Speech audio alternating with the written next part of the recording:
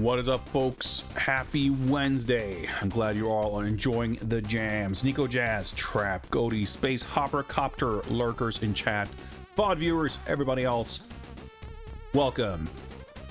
I'm pretty pumped.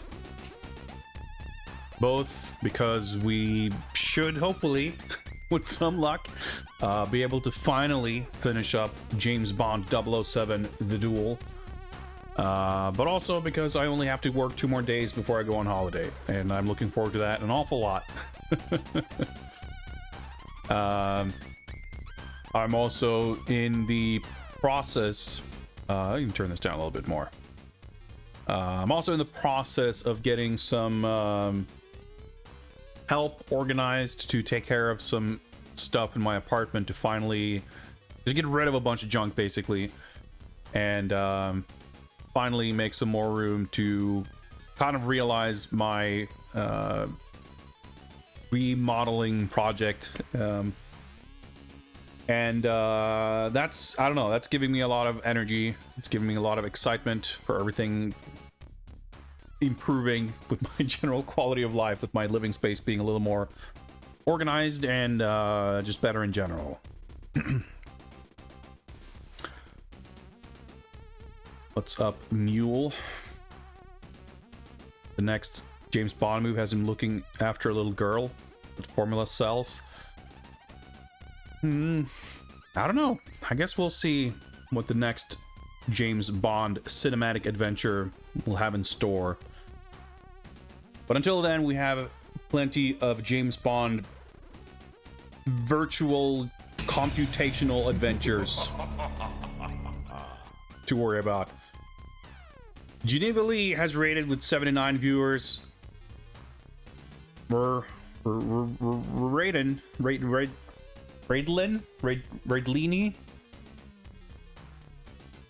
What's up, everyone? What a treat to receive a raid from Lord Geneva Lee.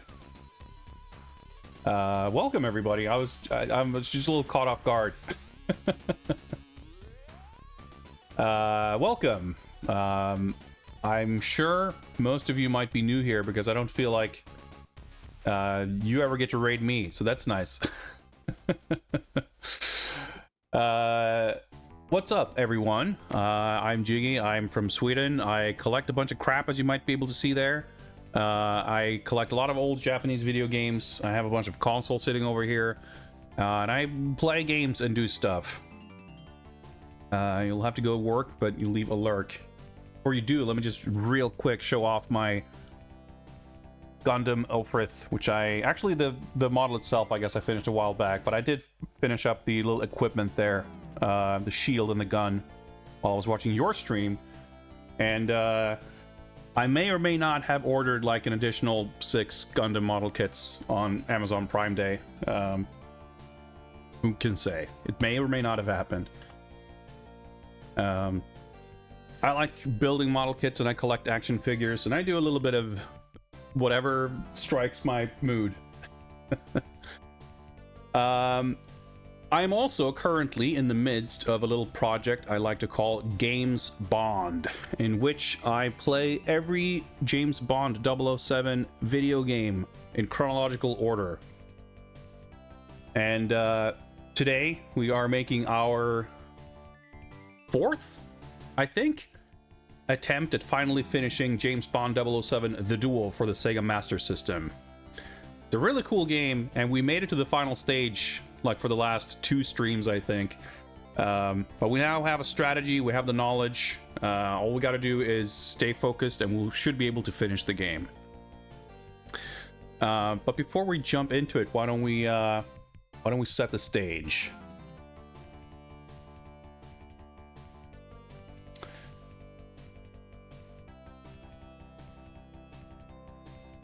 James Bond The Duel, it has a Mega Drive version, which we already finished. That was a pretty cool game, a game I had as a child and quite enjoyed but never finished. Turns out in adulthood, all I needed was like 2.5 hours and we could wrap it up. Cool game though, cool game. And the Master System version is significantly different, but very cool in its own right. It's got a lot of the same graphics, which is really, really nice. You'll see it's got some sweet pixel art, beautiful character animation. But it plays very differently, and it has a pretty interesting kind of difficulty and challenge to it. But it's just a really swell game. 8-bit Jimmy Bond, indeed, indeed. Also, apologies for not necessarily like greeting or welcoming or thanking people by name here. There's a lot of you here all of a sudden, and I'm struggling to keep up. But I'm sure we'll have a good time nonetheless. So yeah, this is what we do here. Someone, yeah, we got the link to the spreadsheet right there. Feel free to check that out if you want. We are playing games starting with the first officially licensed Bond game from 1983, James Bond 007 for the Atari 2600, etc. And we made it through a whole bunch of mostly British computer games, a slight little detour in the world of 2D console action games. Just the way the Bond license popularity and whatnot and video game technology aligned means that there weren't really many games of that kind. But we got a banger of one of those today, so that's pretty sweet. Bifraction, greetings, greetings. So as mentioned, we finished the Mega Drive version, the 16-bit version of the Duel, and have now moved on to the 8-bit version. And this will mark kind of the end of an era. This game came out in 1993, and the next game after this will be 1997's GoldenEye 007 for the N64. I just recently procured the weapon of choice for this mission. I have played this game in the past, but not an awful lot, and not very recently. So it's gonna be a lot of fun. I'm looking forward to digging into GoldenEye once we get there.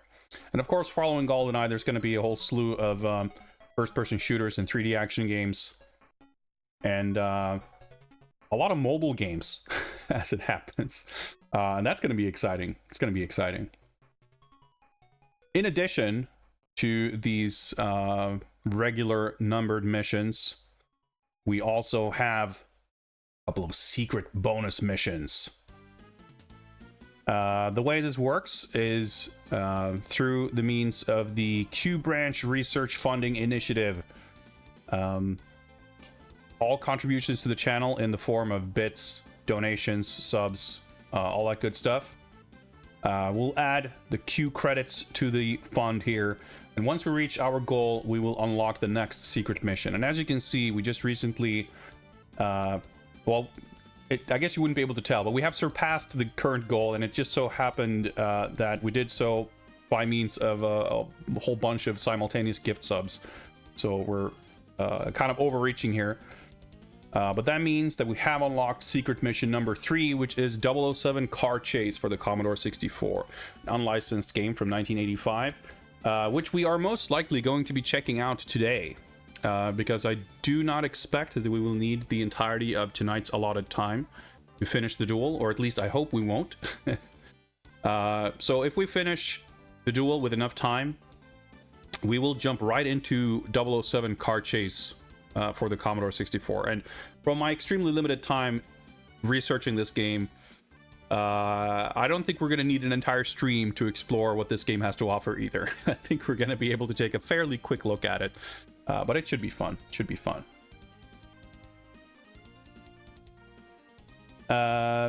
Looking forward to PS2 games and phone games. Yeah, the phone game is like, it's mostly all Java games, right? Technically, there are phone games that we will not be able to play because they were like discontinued iOS and Android games. There at least was 1 or maybe 2 of those, I think. But there's a lot of like J2ME games and even some other phone platforms, I think. And there's quite a variety of games. I think for me, one of the things I'm looking forward to almost more than anything is Quantum of Solace. Because Quantum of Solace has 4 separate adaptations. It's the Xbox 360, like Windows, whatever, PS3 next-gen console version. There's the PS2 version, which is a different game. There's the Nintendo DS version, and there's the J2ME phone version. So it's going to be kind of cool to see the same story and missions or whatever, I guess, adapted in very different formats. I always find that kind of interesting. But there's a lot of stuff that's going to be interesting in one way or another, and most of these games are pretty unfamiliar to me. Like I mentioned, the Duel is a game I played as a kid. I had it, not the version we're playing now, but the other one. And GoldenEye, it's pretty ubiquitous. It's hard to avoid that game entirely. Nightfire for the Xbox I actually had when I was younger as well. Or I mean, I still have it, but I played it when it came out. But like, that's kind of pretty much it. Other than that, like, I pretty much haven't played any of the other games. So it's going to be a lot of fun. And as we're moving out of this more obscure era of British computer games and into, well, British, I suppose, console games, I think there's going to be a lot more games that people are actually familiar with. So, I mean, for some people, the obscure stuff that you haven't seen before is very exciting. I think for some people, seeing something you're familiar with is a little more approachable, perhaps. But I mean, I don't care either way, really. I'm just excited to play games, and especially stuff that's new to me. You got Agent Under Fire for the soft mod capabilities. Yeah, it's interesting. Like, when I was putting together some data as I was preparing this project, and also when I was like looking up footage, because I edited the trailer. We should watch that, by the way, for people who are new here. Let me see if I can dig that up. I ended up just grabbing a lot of footage from a lot of different Bond games, and people, you know, you see comments on a YouTube video or playthrough of the game, and people are like just very excited about games like Agent Under Fire, which was apparently, like, I didn't recall ever hearing much about it at the time, but it seems now that people actually remembered it very fondly and that it was actually quite well received. But I know that Nightfire, I always thought that was awesome, and I think a lot of people seem to agree on that too. I just realized that I think I had the trailer video somewhere, but I don't think I have it. I have it on an external hard drive, which I don't have on hand right now, so I guess we won't be able to watch it, but unfortunately. But that just means we can get into the action more quickly. For those who may be interested, though, let me see if I can dig up a link, and anyone who is so inclined can check this out on their own volition. Let's see if we can have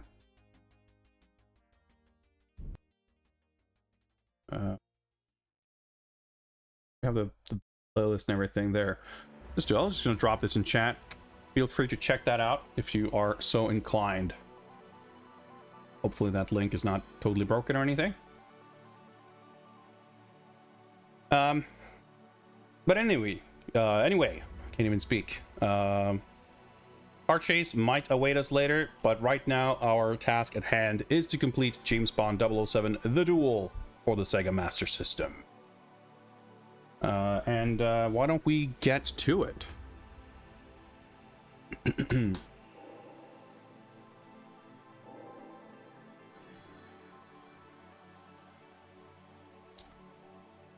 Let me just do a little bit of setup here.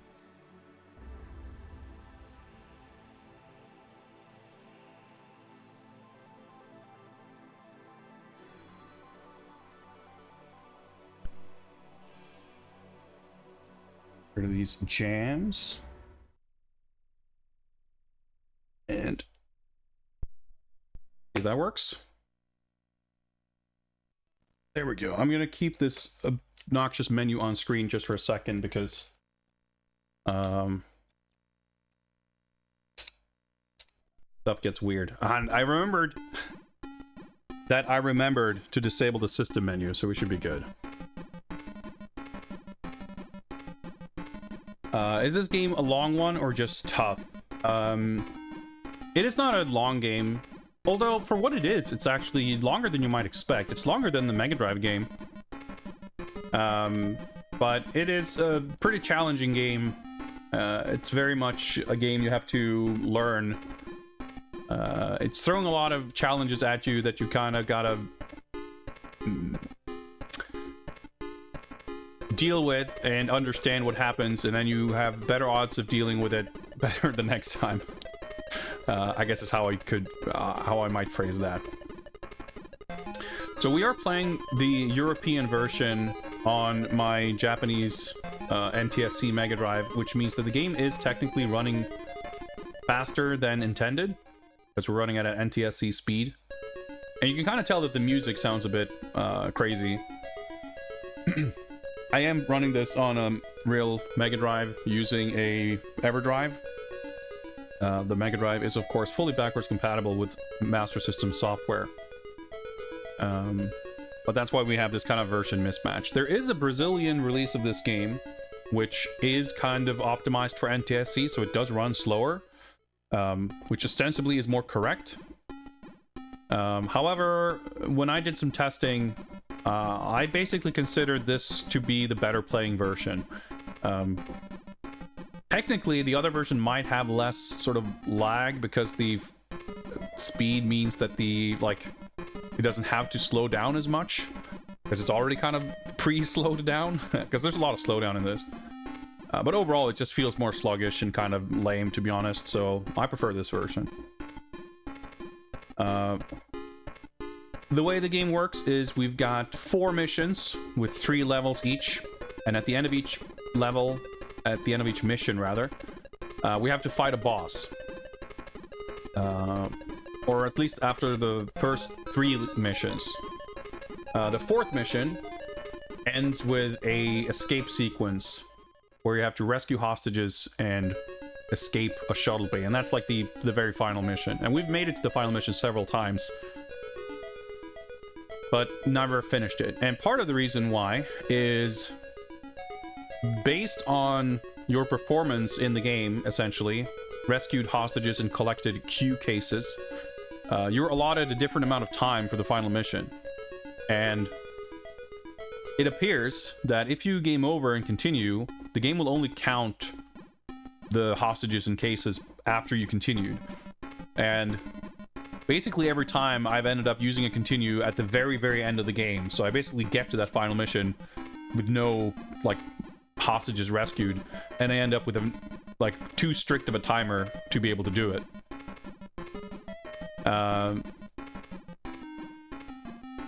But after doing a little bit of research on how that final stage works and a few other things, I basically concluded last time that if we continue, let's say on 4-2 at the latest, we should probably be fine. If we can amass 90 seconds or so, we stand a decent chance of making it. But because I don't really know exactly how the timer calculation works, it's hard to say exactly what that will require. But given how close we ended up actually being, we ended up basically being about 5 seconds away from finishing the stage at an 85-second timer when I had used my continue on 4-3, the very last stage. And that gives me basically the confidence that, hey, we should be able to do it. And hopefully I remember them, because I picked up a few kind of strats to dealing with some stuff in the final stage that should hopefully mean that we don't have to take any deaths there, or not too many at least. Speaking of taking deaths, this game is very punishing, because on normal difficulty you have 3 hit points per life, and you have 3 lives per credit, and you have 3 credits. But the real tough thing is that you will never ever replenish your health. The manual claims that there are ways to replenish health, lives, and continues. We have not yet figured out how that works. But even when you finish a stage, you will not get your health back. So any stray hit you take will add to the total life loss over the course of the game. And you can take fall damage, and there's death pits and stuff, so it can get pretty rough. But I think we can do it. We need to change to the alternate control scheme so that the buttons are in the correct order. This game is a little unusual in that we have to choose between sound effects and music. But the music's pretty cool, even though there's basically one song. I like it better than playing with sound effects, so that's the way we're going to do it. And hopefully Time Split is not going to give us too much grief this time. But you never know. Well, let's do it. Mission status. Commander James Bond. Mission number 11. Get ready. That little logo up there, by the way, the skull fist, is the logo of the developer of this game, the Kremlin.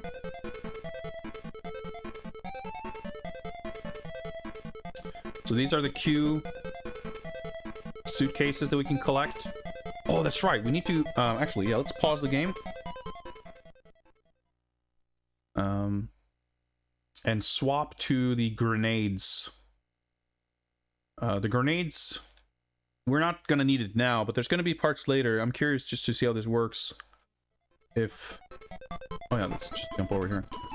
If the weapon... Like, if equipping a weapon means that it stays equipped in the next stage.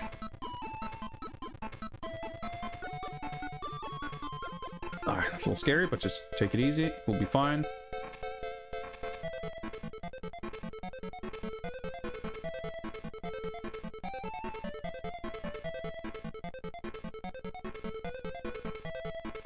This little computer terminal is a checkpoint. Whoa.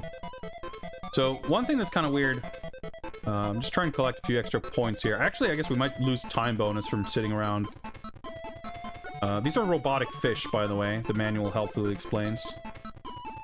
Crate falling here.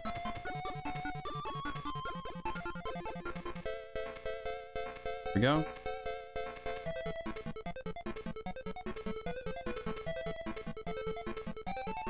Right, so James is very nimble and can somersault and flip and jump, and, you know, he moves pretty quickly, as you can see.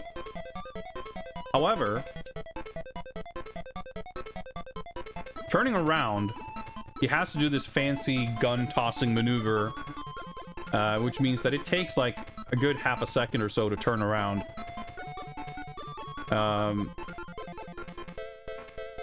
And that's pretty dicey. You can turn around instantly in midair. You shall be a champion of the good, a protector of the weak and innocent. You shall become a dragon master. I don't know that I should have taken this route, but that's fine. We avoided the crate. Thank you, Goaty, for redeeming. Becoming a dragon master, of course. Goaty's got the bona fides, finishing 2 double dragon games yesterday. I think I'm taking a different route than usual, so I'm like feeling a little unsure about where I'm going. But we'll be okay. That was actually super risky, because if you try crouching on a ladder, as you might suspect, you'll start climbing down the ladder. And even though you might think that climbing down a ladder is a perfectly reasonable way to dodge bullets, you do not actually have, like, a smaller hitbox when you're climbing a ladder.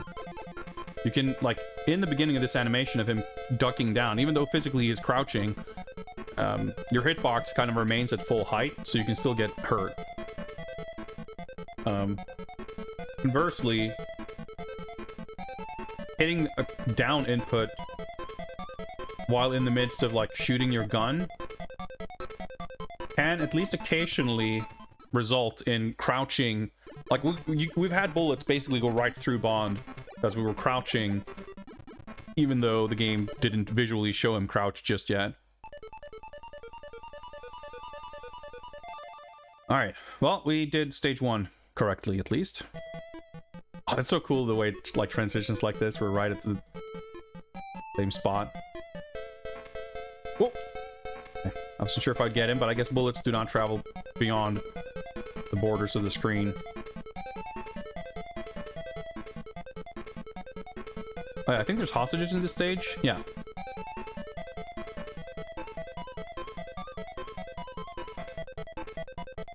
We need to shoot the door a bunch of times, and then we got a hostage there. Then, there we go. No health refill, no nothing, but we get 500 points, and I suspect decent chunk of time added to the final stage if we survive that far.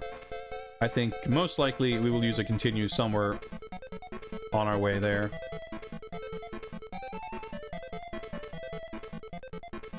I don't know if points can earn us lives or continues. It's a little bit unclear.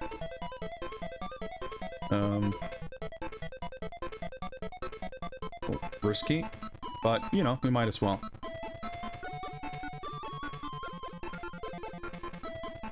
So at one time, there was an enemy that spawned up here.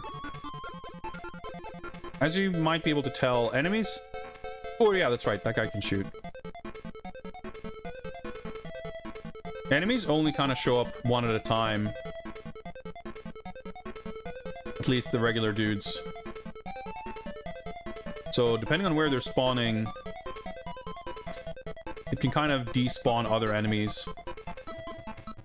Run off the platform there. And that's something you can occasionally use to your advantage. I had to run past the crate there, so that was a little scary. Luckily, these guys are not clever enough to crouch. And also, luckily, in this version of the game, basically every enemy can be dealt with by just crouching.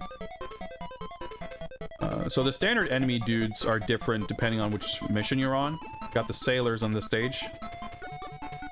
AKA 1940s milkmen, like someone said.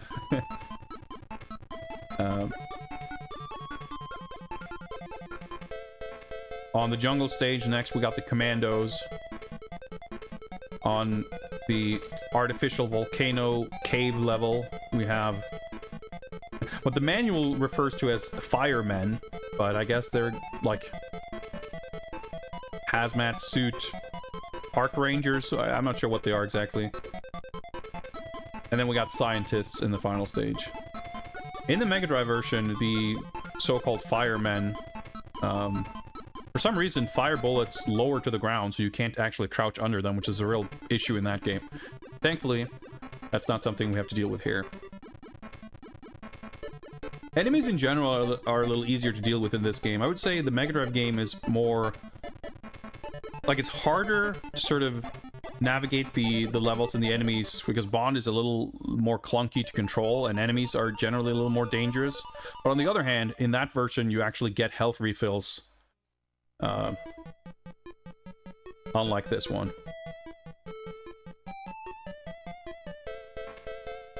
Alright, we got some robot fish to deal with here.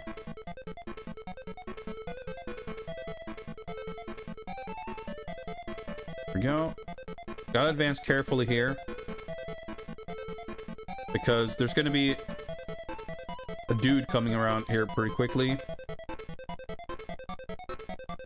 And you don't want to have to suddenly stop to deal with that guy while also having to dodge robot fish.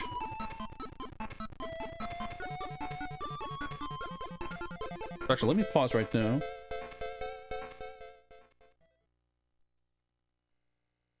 Three grenades, 8 missiles. And I reckon that's all going to reset whenever we continue.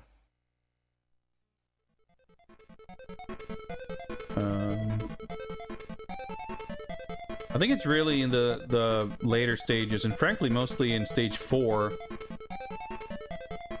but I think having the sub-weapons is really going to help us. But there are some turrets and stuff even in mission 2.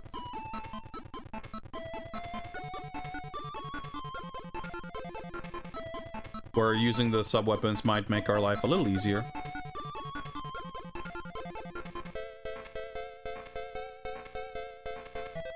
I never remember if there's barrels or guys there.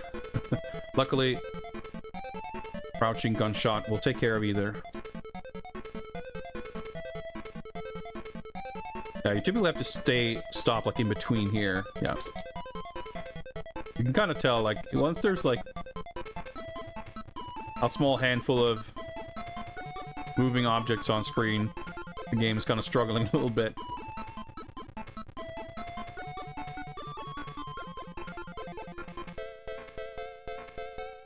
But it's fine.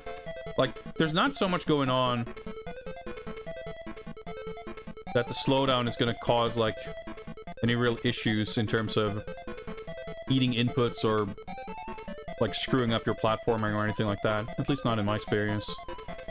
There are some parts where you're riding moving platforms and, you have to kind of judge the timing of jumping from one place to the next. And when the game speed kind of fluctuates, it can get a little tricky. But for the most part, the game feels fair and not too annoying. Challenging, but very rewarding. Like, I'm kind of breezing through this. I actually got hit by that fish last time. But that's because I kind of know where the enemies are. And know where I need to be a little slow and methodical and careful.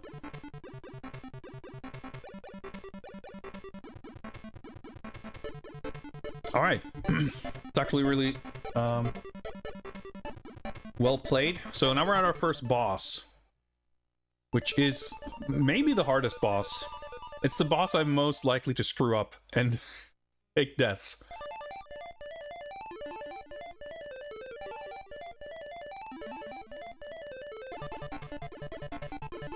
There we go. That's the tricky part. Shouldn't have jumped there. Just dropping down there is fine. So if Jaws touches you, basically, you're dead.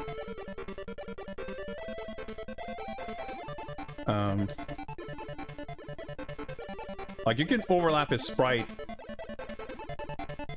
That's tricky when he does that.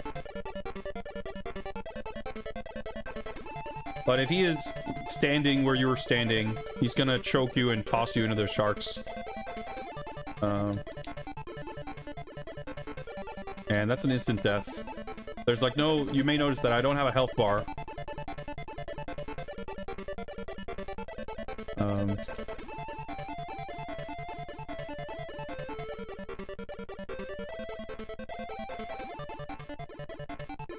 So, boss fights are a little weird. Like, your jumping physics are different, too. And you don't have sub-weapons. Dude, he's giving me such a harsh pattern. Whew. We did it. He gave me a much, much more difficult pattern. Okay, so I'm gonna aim for the 200. Or rather, try to time it to the 200 to get the two little guys. Okay, I'm not sure how that went. Nice, okay. I don't know what two little guys means. I thought it meant health, but then I think I got lives from it. So, assuming we're not going to start off in danger here, let's pause. Yeah, the boss fights are all fun. I mean, actually, the second one is a bit iffy. Sick. So that actually gave us 2 extra lives. So I think what happens is if you get the 3 little dudes, it actually gives you a continue. But it doesn't show you that on the screen, so it's hard to know. This is perfect, because this is going to obviously greatly improve our odds of keeping the same credit for longer. Now, this could, ironically, mean that we last just long enough to game over in, like, the final stage. But knowing that the 2 little dudes gives you 2 extra lives means that we know to aim for it. And if we're lucky enough to get it, we could get another 2 lives at the end of this mission. And if we do that, then we should, you know... I mean, hell, you could get them after mission 3 for that matter. So if we're gaining more lives than we're losing, then we're in a great spot. It also means that we get to keep our sub-weapons longer. So, I mean, if we were to somehow manage to actually get to the final mission on 1 credit, we should have, like, it should be easy. Well, let's not take anything for granted just yet. Like, yeah, the boss fights kind of impressed me because in all their simplicity, they are quite fun. So there's a dude, or is it? No, it's on that platform. I actually took a death there once because I freaked myself out and got myself confused and dropped down and died from a high fall. Those snakes are robots, by the way, so you don't have to worry about Bond killing animals. Only men. Evil commandos, park rangers, scientists, and so forth.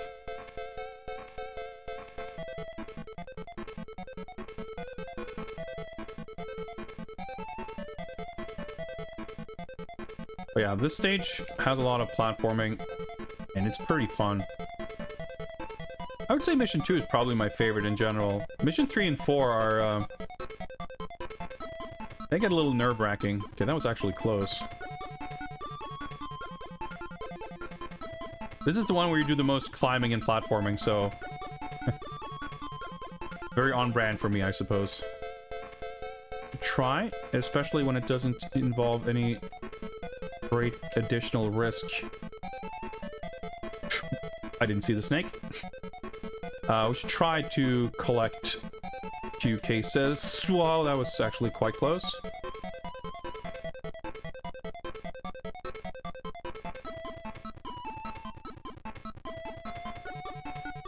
I somehow jumped into that snake. That has never happened that I'm aware of. So that was kind of weird.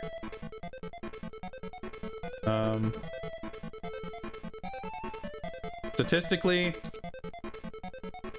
I take some kind of stupid damage and death in an unexpected place on pretty much every attempt, so...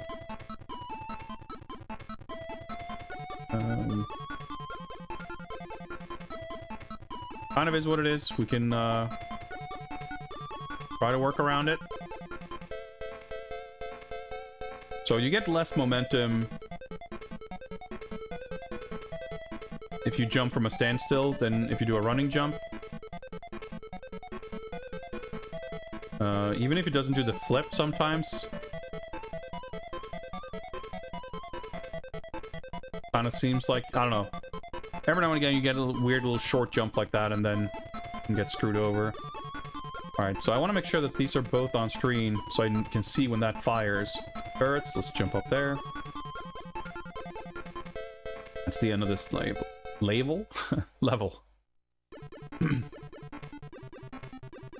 Remember new 007 was so limber. What's up, Sword Fam? He's very acrobatic in these games for sure. He looks really cool. Like the character sprites are so good. I mean, the graphics in general are awesome.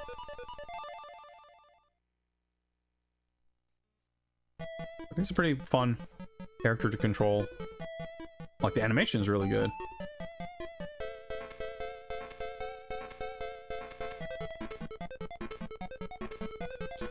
So this is the power station level. We're gonna have to start dealing with some more turrets and traps. Get if this is gonna give us any trouble, but we might as well get in the habit of taking things a little slow and steady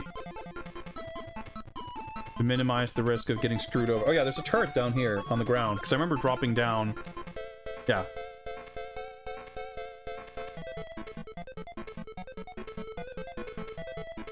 So there is, or at least can be, a dude here.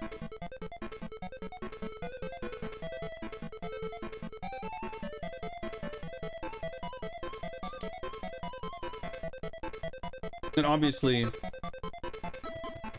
if you need to time the crouching like that, and you need to time jumps to avoid the turret, like, it's just very difficult to fight a turret and a guy at the same time. Like, borderline impossible. Well, borderline impossible to do it safely, I should say. I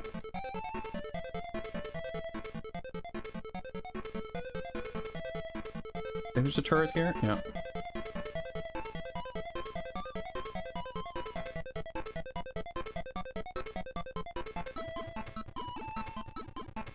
Alright, that's where we actually go. So let's drop down and get these first.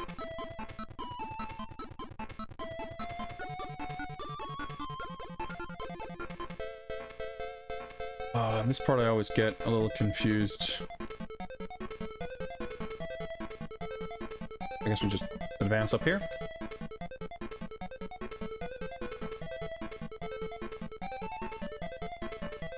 So this is almost up to the power station.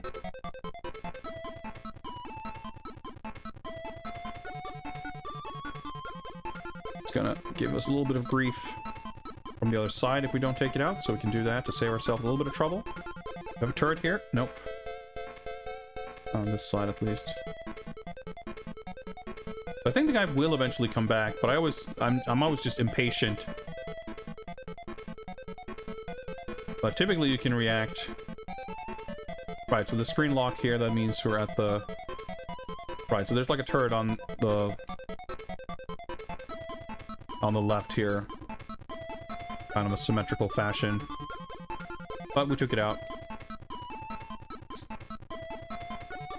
Okay, so I want to try something. Oh, shit. I used the grenade. And for some reason, Bond automatically climbed down the ladder and almost got shot. I think that's actually a pretty good use of the grenade. Saves us a little bit of time, a little bit of trouble. I don't usually, I don't think, take any damage in that section, but... just a little bit of risk mitigation. Alright, if there's like another turret here... There is. Yeah. Oh yeah, that's right, because sometimes I would take the lower route, and I would bonk my head on that turret, and get myself killed.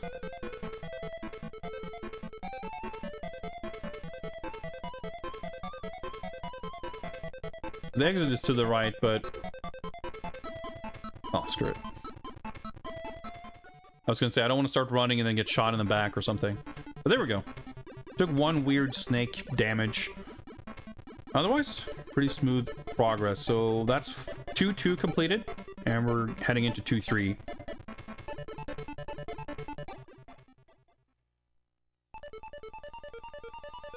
And this is the... well, I was gonna say vertical climb. It's more about a vertical descent. Now we have to go down. Climb the mountain to reach the...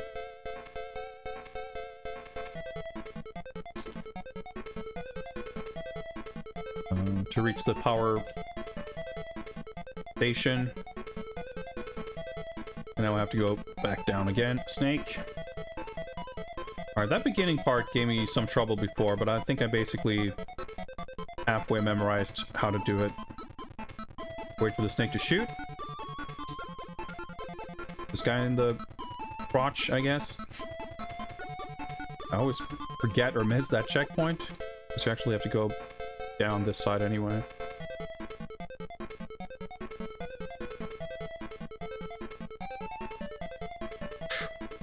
I felt a little risky doing the like the jump. Sometimes like just doing your own full height jump and then dropping down just a little bit below from where you started can be enough to get fall damage. That was a little bit closer than I would have liked. Wait for the snake to shoot, an incredibly good phrase. Well, this game invites some quality phrasing. Just things you have to take into account when dealing with robotic sniper snakes. Speaking of which, I want to say that there's another one coming up here in an awkward spot. Like the sloped surfaces on these branches and whatnot, you just expect them to be completely unreliable, but it's generally been fine. But whenever, yeah, situations like that can be a little rough.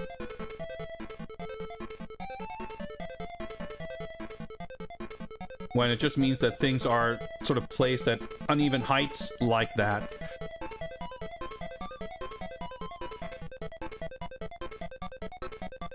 Well, it is what it is. So if you die, you start over at the last checkpoint you touched. Oh, that's right. I'll just do that accidental little climb. But if you continue, or if you game over,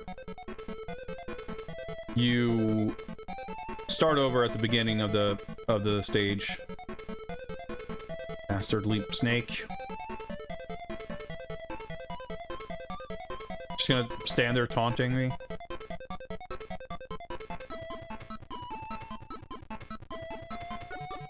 Got him. Okay.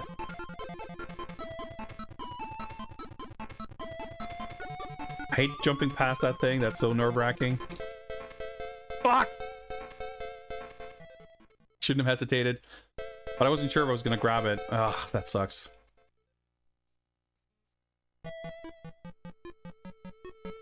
Anyway, yeah, so you at least don't want to... If you're going to game over, which I would hope we will not, you don't want to do that at the end of a stage.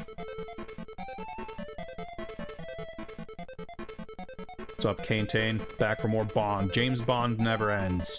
Whoa, that was a bad little climb.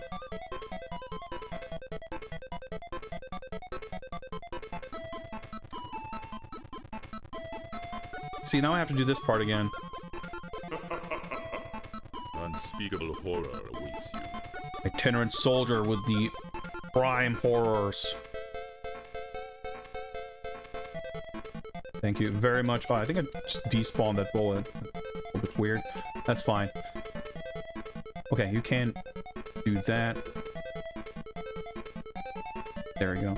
Like, he does attach to the vines very easily and gently. But I still always feel like I have to press up or down to start climbing. And I think that's what screwed me over last time. Because I ended up grabbing it and then climbing up. And then that not leaving me enough time to climb down to avoid a dart gun. But, oh well. Master System, another game where it's... Or other console, more or less too late to start collecting. Yeah. Sounds about right. Alright, now we're gonna fight Baron Samedi, aka Bones. And almost screwed us over. And this is by far the easiest boss fight. I was having a lot of trouble before I understood how it worked. Or realized that you can just crouch the knives.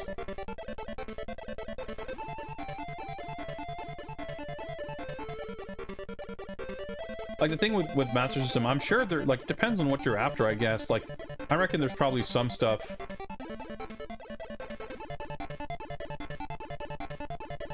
But, you know, Japanese stuff, I'm sure, would always have been expensive because it's such a, like, niche system there. And there's probably very small print runs for everything, relatively speaking. Alright, we got him. And, like, North American releases, I guess there aren't that many. Like, because the system had such an incredibly short shelf life. And, I don't know, like, PAL collecting in general seems fucked up for any console, so... Alright. I don't think we got it. Oh, sick, we did get it. Holy shit. Okay. We're more than back on track. But, we got the heavy lifting in front of us.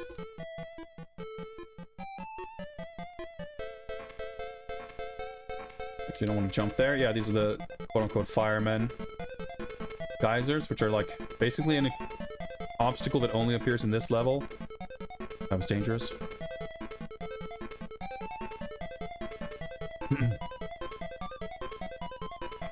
Yeah, I mean, I think it's not something I was like looking for, but when I was living in Japan, like, I don't know, 16 years ago or whatever it was, like, even then,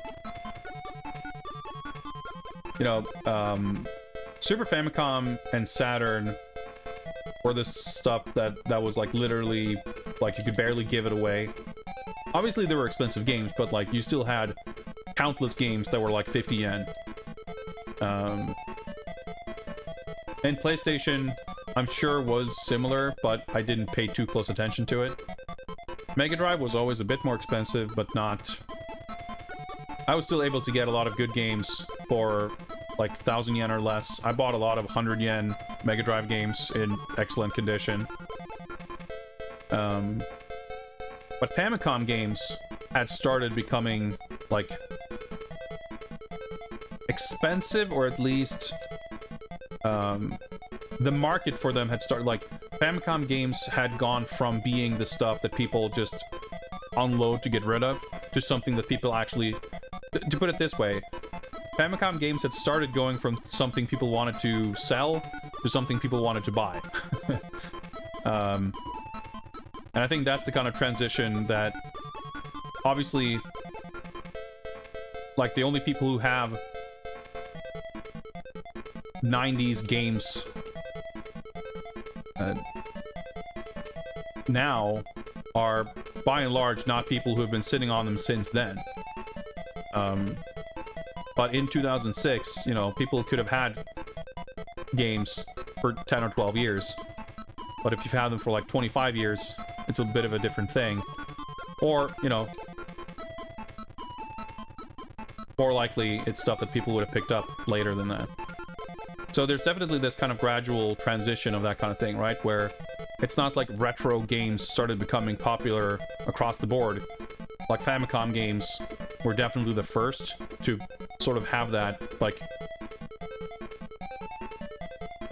you know, people age into a certain range where they're nostalgic for their childhood. And, you know, that's gonna happen. The 1985 nostalgia is gonna happen before the 1993 nostalgia, right? That's just how it goes.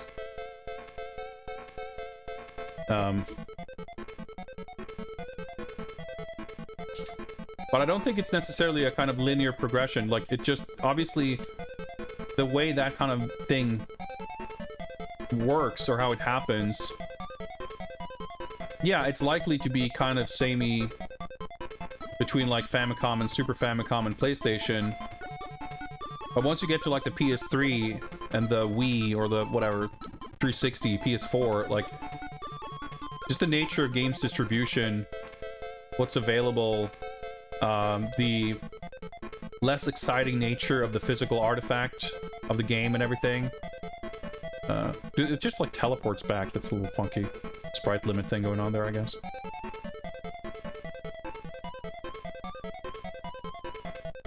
I always think that's the exit to the level, but we actually go up here.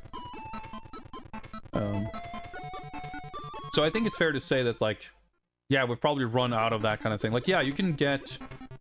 Like, if you can find them, there are dirt cheap, like, PS3 or 360 games out there. But... it's, like... it's so kind of flooded with vastly uninteresting AAA games. Like, buying secondhand in Japan, it's probably a different story, or at least it's not the exact same kind of... It's not the exact same games, even if the situation is not necessarily different. It's been many years since I've had the opportunity... I need to scroll the screen further, I think. Or just... I don't know how I've dealt with that before, but we have 5 lives.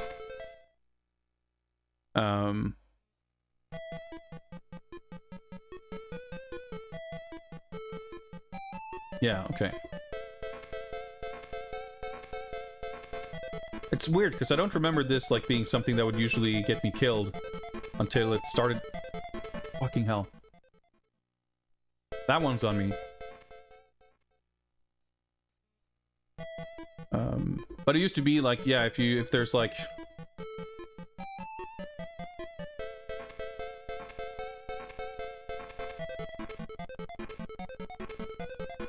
If there's a shop that has 360 or PS3 games, like 95% of them are gonna be Army Dude shooters or FIFA or I think that about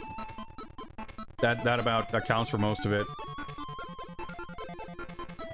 Like, I would, given the opportunity, like to go to a GameStop or game, what have you, and sift through their used, like the last game store in my city closed down like probably 6 years ago or something. But even before then, you know, the browsing experience was always like miserable, because you'd literally go through the entire shelf space of the shop and like you'd find maybe 2 to 3 games that were like, well, this is not like one of those, so that could be potentially interesting.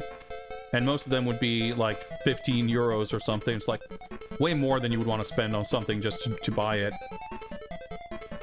I think in a situation like that, I ended up picking up like World Series of Poker with the 360 and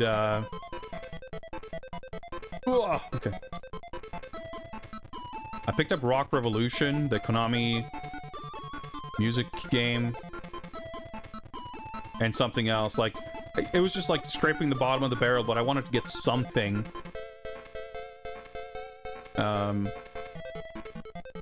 Because it just feels like in that kind of age or generation of games, kind of the average level of, I mean, that's a very subjective thing, of course, but like the average PlayStation 1 game is just going to be so much more interesting to me than the average PlayStation 3 game.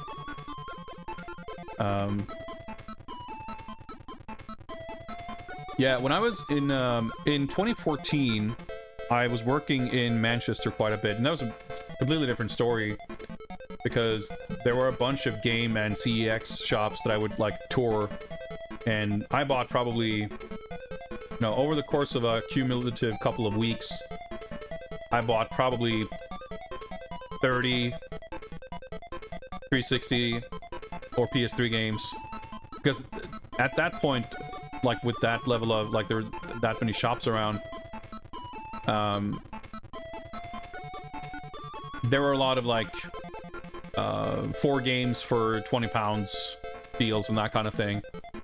Like, the most expensive game I bought was Captain America for the 360, and that was like 15 quid, I think. And that was actually really, really exciting, because literally on my last day, on my last Manchester work trip, on my way to the airport, I ducked into this tiny little closet-sized CEX, and they had a copy of that game, which I had been looking for, like, over those entire several weeks I'd been there. Captain America was, like, one of the games I really wanted to get, and I was stoked to get it. Which was why I didn't mind paying what I would consider a little bit more than I would have wanted to pay, or certainly more than I paid on average. But I remember when we were in London in 2019, because it was like October or November or something like that, basically right before COVID. We were on a work trip, and I didn't have the opportunity to scour the same number of game shops or anything, but I remember going into 2 separate CEX locations in London, and I did pick up, I think, like a Transformers game, and I think I might have picked up Spider-Man 3 on the Wii. But it was just like trying desperately to find something interesting or finding something I wanted to get. But at that point, like, the PS3 and 360 shelves were tiny and barren and clogged with FIFA and Army Men. Not actual Army Men games, but military dudes type of games.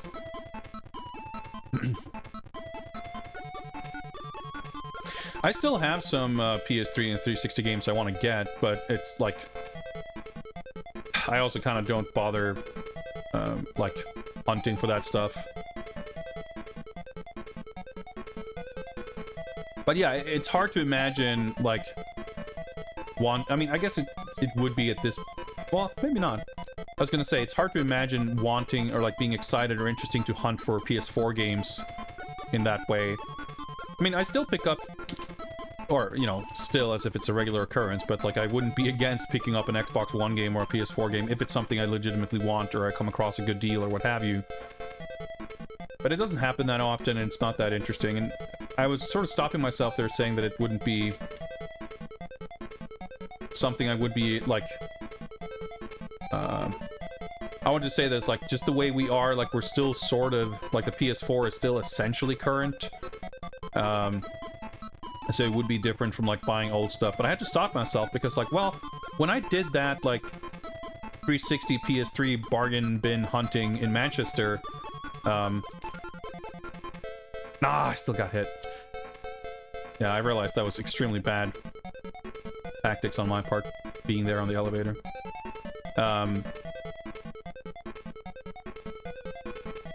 Like, it was actually perfect, because even though technically, like, the PS3, or the PS4 and Xbox One had launched, at least in the UK, the Xbox wasn't out in Sweden yet. The 360 and PS3 was still, like, essentially obsolete, and there was a lot of stock to just get rid of. But evidently by like 2019 that stock must have dried up. But yeah, I find it hard to imagine. Like, I think it's just like the sort of the shape of physical stores in general. Like, everything is... The circumstances around everything is so different that it's just not, like... That kind of situation is not going to really present itself.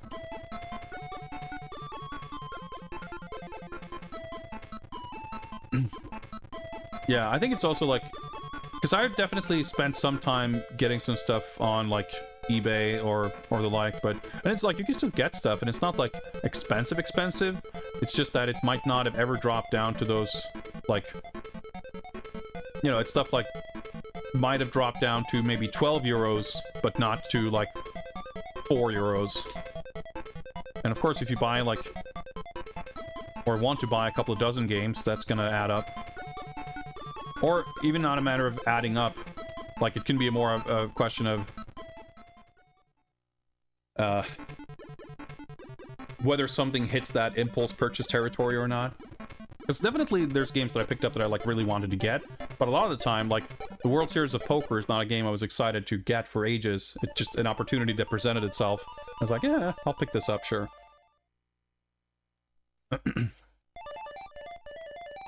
Right, the fireball. Ah, I touched him. Shit. That was really bad. This boss fight is tricky. Okay, 3 lives.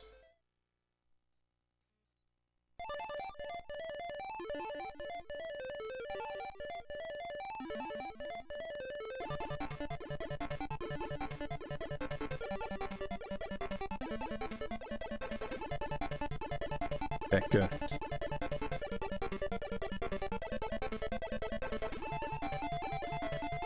Nice, okay. It was a slightly better pattern there. But yeah, there's some PS3 and 360 exclusives. But I also, I guess at this point, it's like, there's some stuff I want to get, but like when I can.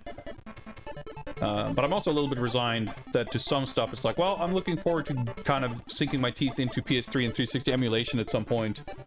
For some of that stuff that's going to be prohibitively expensive, or just delisted digital games and whatever it might be. But I think the kind of the whole physical artifact aspect of it makes it a little bit different too. It's just not as exciting to collect those, and that goes doubly for anything past PS3 or 360. If we can get 2 extra lives here, I think we're good. If not, it's doable, but I have to be not sloppy.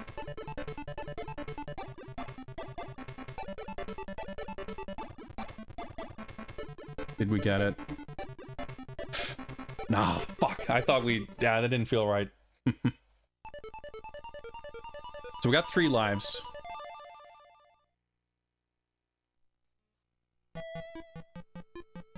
Let's hope our research and strats for the final stage will pay off. So if you're wondering why I was, like, stepping on this a little bit funny, it's because you can fall through that thing quite easily. Happened to me a couple of times.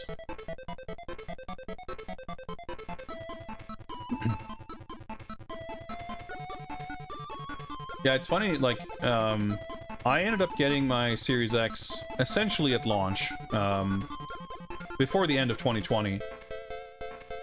And, like, I'm so glad that I have it because I use it frequently, and it's just a far more comfortable and better way of playing.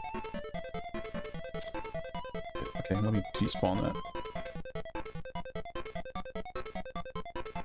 Any of the games that are compatible with it. And ironically, you know, it's more expensive now than it was when it came out. So I absolutely, like, would not have saved on anything by not getting it. I will want to get a PS5 at some point, because, like, of course I'm going to want to get a PS5, just like I eventually got a PC Engine and hypothetically would want a N64 or whatever. But it's so big, honking, huge, and ugly, and expensive, and it's just... well, it hasn't gotten bigger with time, but it's gotten more expensive. And, well, that's not entirely true, because it was never available at actual retail cost here anyway, but... a PS5 now, it's really absurd, because, like, the official, like, retail price in Europe is 550 euros. But the actual price... like, I've never seen it for under 600, but usually it's more like 650 or 700. Maybe it's 700 euros with a game or something. And I bought my Series X for 500. Yeah, so that's the thing, like... I would want, like, that's kind of how I felt. Like, yeah, there's a turret here.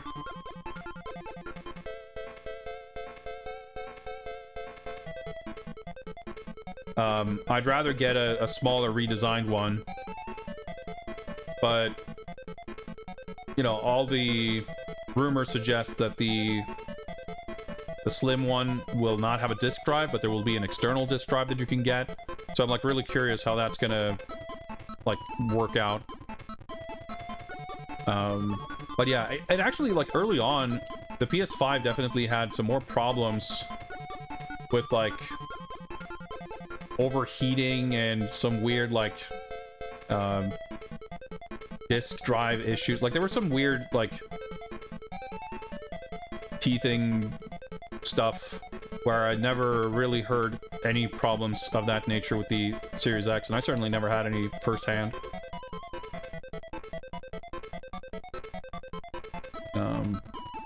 So, like, for a time, I was kind of, you know, seesawing back and forth a little bit. Like, do I want to get a PS5? Do I want to get a Series X? And I never regretted going with the Xbox. Like, yeah, there are more PS5 exclusives than Xbox exclusives. Yeah, I did that a little different that time, but probably not the best best way. But we didn't get hit, so I guess that means that it was the best way. I don't think there's a turret here, but I think this is maybe where there's a turret at the bottom of the elevator. Ah! That's exactly what I was referring to. If I just had like a second and a half more of patience there, would have been fine. Taking a fall damage death sucks, because basically it meant... oh shit, okay. There's a place later where you have to like jump over the turret because it's right next to the elevator, but I thought that was here, but I guess it wasn't. Like, basically, I could have, that could have been, like, 2 extra hit points that we could have survived. Yeah, SwordFam, I fully agree. Like, Sony first-party stuff is, like, not that interesting to me. Like, when to the extent that I have any concern about PS5 exclusives, it's much more about, like, Japanese publishers who don't bother with the Xbox, but nowadays it's more of a rule than an exception that stuff comes to PC. And even though I'm not a big PC person, if there's something I really want to get, you know, I'd rather get it on PC than buy a PS5. At least so far. And, I mean, even Sony stuff, the stuff that I am interested in, they're putting their stuff on PC now as well. Even if they, you know, they might wait 2 years to do it. I do want to play the Spider-Man games, because I played the first one and quite enjoyed it.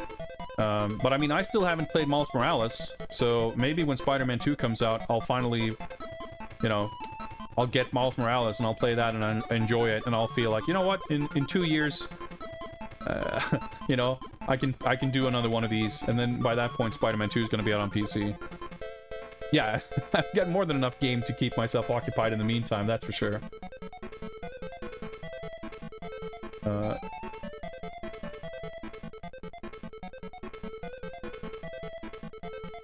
Oh my god, what the fuck did I do that for? I even saw him turn around. It's like I'm perfectly doing this to fuck up.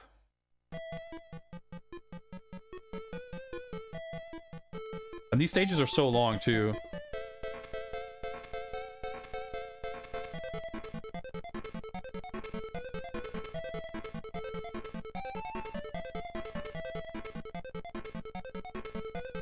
And I'm feeling nervous now, which is making me play worse, because I feel like if I game over here, I'm gonna, like, squander the extra 4 lives that we got. I mean, I guess I'm using them.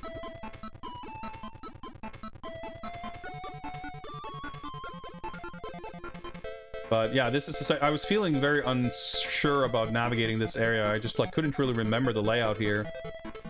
Because, of course, you know, the early stages I've played them much more.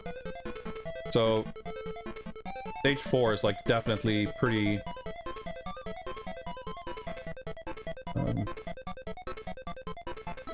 pretty hazy.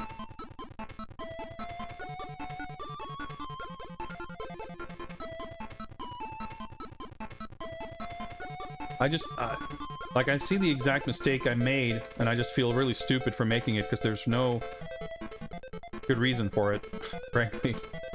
But that's okay. If we don't beat the game this attempt, we'll definitely have time for one more attempt.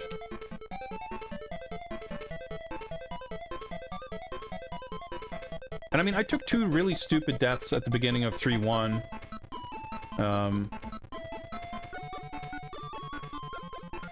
That I would like to think I'll be able to avoid next time.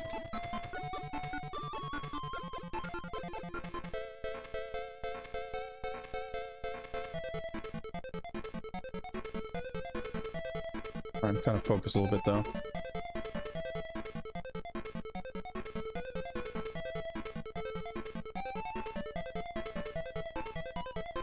Could have maybe used a grenade there, but fine. See, that's the much smarter way of dealing with those guys anyway. Like, there's really no need to overcomplicate it and, like, drop down to the side.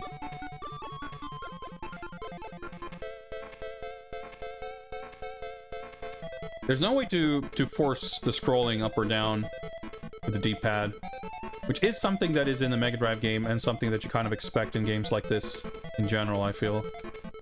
There's some hidden cases here somewhere. Maybe that's only on the next stage.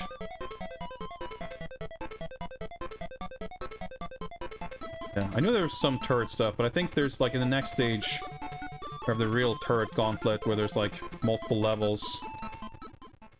Alright.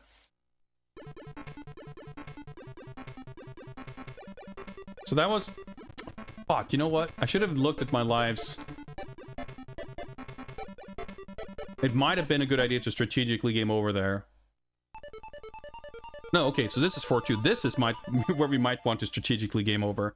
Dude, the stages are so long that I get so confused about which one we're at. Okay, let's check the status.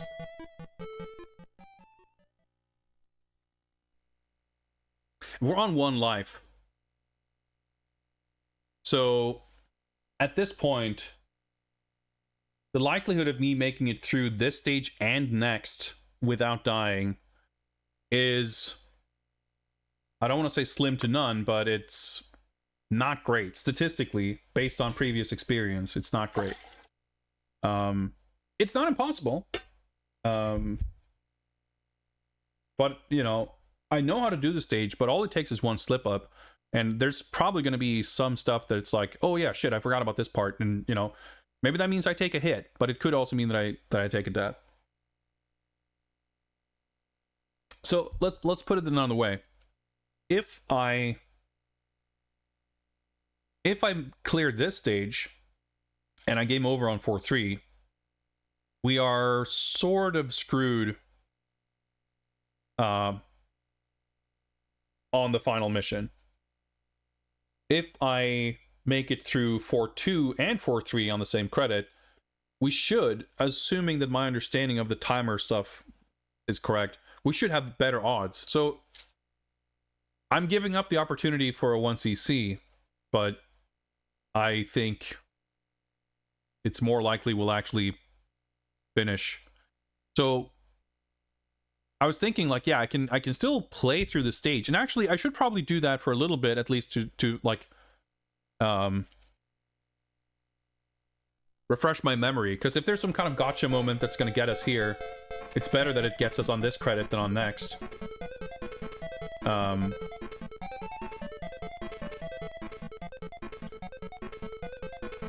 So yeah, that's the part I was... Okay, I was jumping a little early there. That's good research, by the way, that you can basically drop... In fact, let's try that.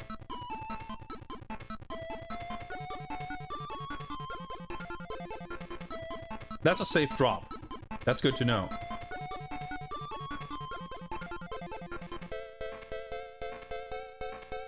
And it's so tempting to just want to do this.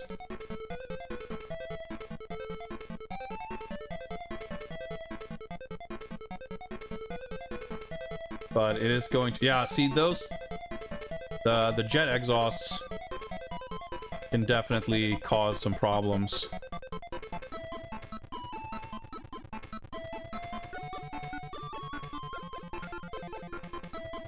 Because they're kind of random, and there's going to be parts later on where we have to run through them. Yeah, this is the part I was thinking of before, where there's a whole bunch of these little sprinklers. Yeah, exactly this part.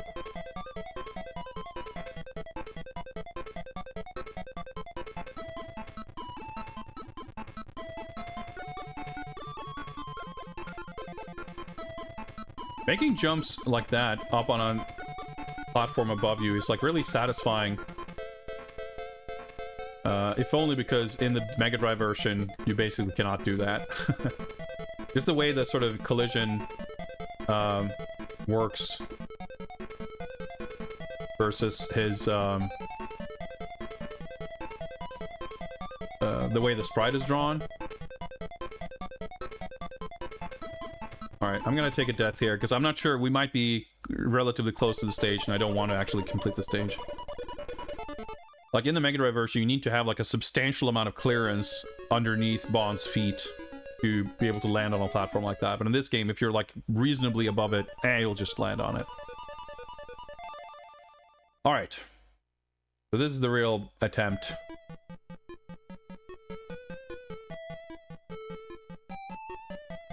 So, of course, I can safely drop, but I don't remember down there.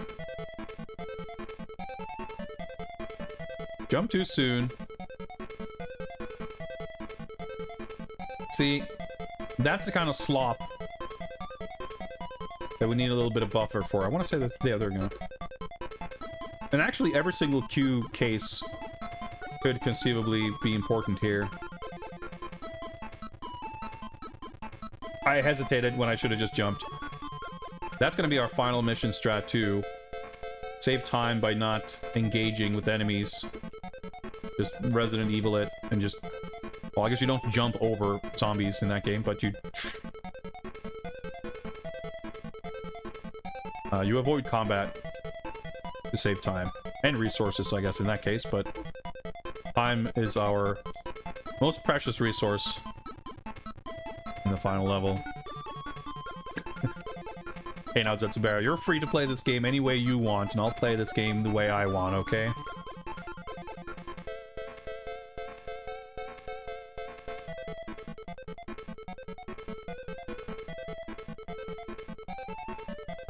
But it is, like, I mean, it's a fun game, in general. But it's also, like, I'm glad that I feel that the 1cc is by no means mandatory.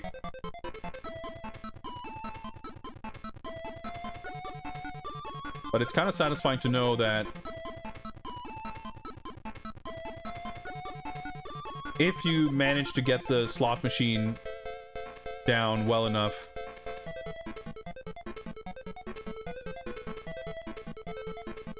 trying to, like, optimize the extra lives, the 1cc is extremely doable. Like, it's doable. Like, you could no-miss it. I think most stages in this game I have cleared without taking a life, or perhaps even taking a hit. You know, I just haven't done it all in the same run.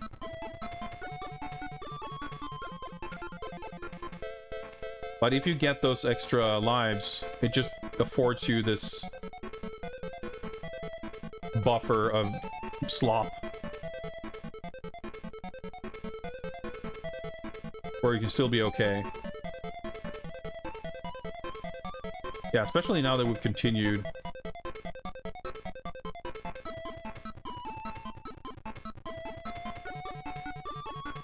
Every case might count. So I think... Are there hostages in this stage? Or is 3-2 really the final, like, hostage? All these hidden Q cases. It's actually pretty sick.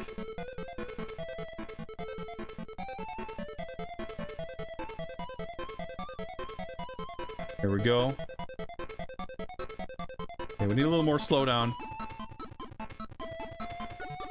Oh my... Jeez. Fuck, alright. Well, we get iframes at least.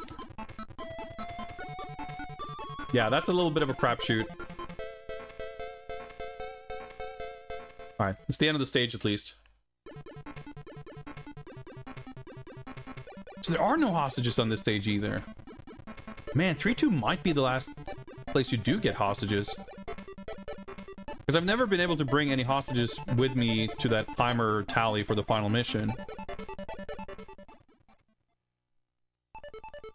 The thing is, I definitely skipped some cases on this level, because there are Q cases you can get on 4-3 that are a little bit out of the way. That involves a certain amount of risk trying to collect.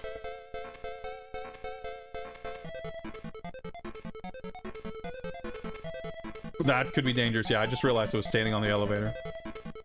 But the last time we got to the final stage, we had continued on 4-3, and we had 85 seconds, I think. And all the time we had would have been from cases and not from hostages, because, again, there weren't any. Which means that there are probably enough, like... There may be just enough suitcases on this stage, on 4-3 itself, to give you everything you need, but you have to... Wait, hang on.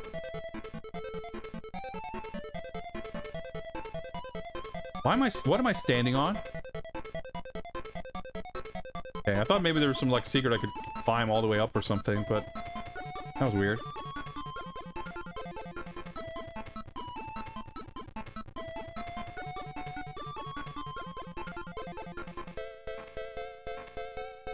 But I'm, like, half tempted to...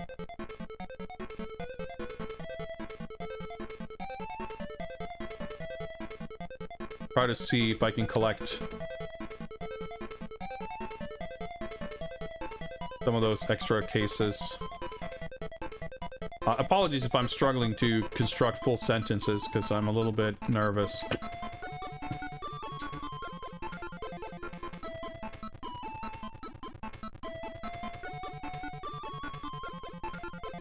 It's worth kind of bringing the camera around. Fuck. I moved like 1 pixel to the right and it changed its aim. Oh, we have to recollect everything. Okay, okay. Oh, it's okay. We have 2 lives. Like, even if I game over, we're still obviously gonna keep going because I had to run past the elevator. It is still possible that we can get enough even on this stage alone. And, that's doable, then I'd give it a shot. Yeah, I can't, like, shoot it or anything. This is... I was gonna say, maybe there's a ladder back here, but no, there isn't. No, I guess if there was a ladder, you'd grab the ladder from the jump. Probably just a mistake, to be honest.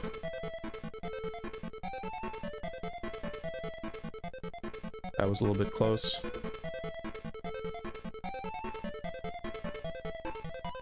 But yeah, it's really those background turrets, which, fuck. Let me drop down and check our sub-weapon status. I think the Q cases supposedly do get you more of these, so yeah, we got 2 grenades. And we should make use of them for when there's turrets that you cannot reach.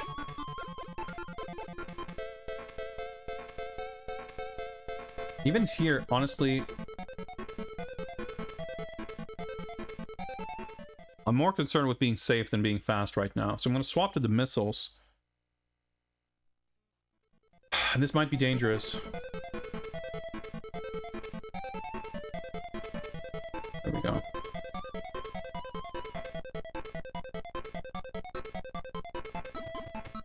Oh, okay, I think I remember something.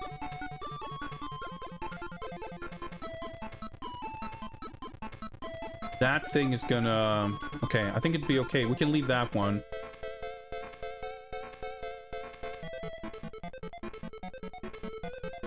I'm just jumping behind every pillar now to see if there's aces. Whoa. Like, phased through the ladder.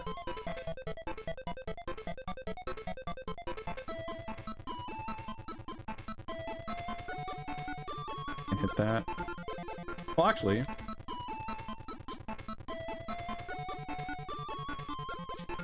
Like, this might seem tedious and a little weird, but before you know it, that's gonna shoot upwards at a weird angle and just be a nuisance. As long as that guy's on the left, the other guy's not gonna spawn here.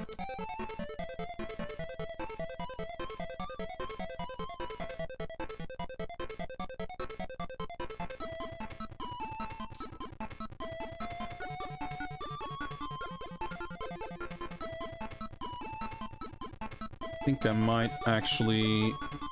I want to swap to the grenades so I don't have to do this while I'm being shot at.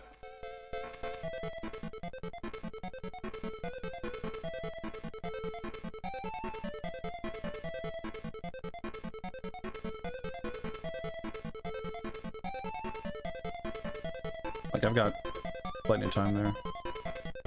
Yeah, because that thing's gonna shoot up at us here.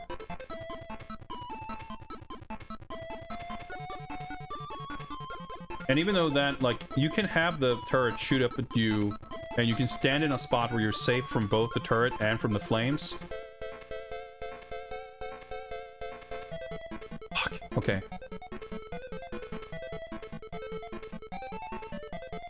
But the next time that happens, that's not gonna be the case. Because the turret's gonna be, like, a problem.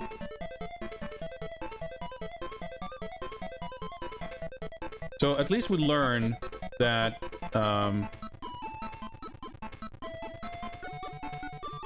well, you know what? What if there's... Oh, okay. Firing grenades takes a little while, and you are vulnerable while it happens. So while the grenades can be useful to get rid of turrets, we have to make sure to fire the grenade. Bad spot to stand. I can't see if I'm safe or not. We have to be safe when firing grenades. Duck iframes. Right, so here's some extra Q cases.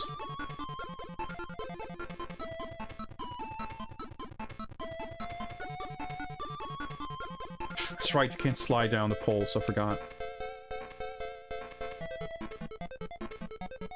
Whoa, I missed the button press because I didn't want to jump off the ledge because I wasn't sure I was going to make it. That was scary. I panicked a bit. Okay, I think, yeah, there's one more checkpoint.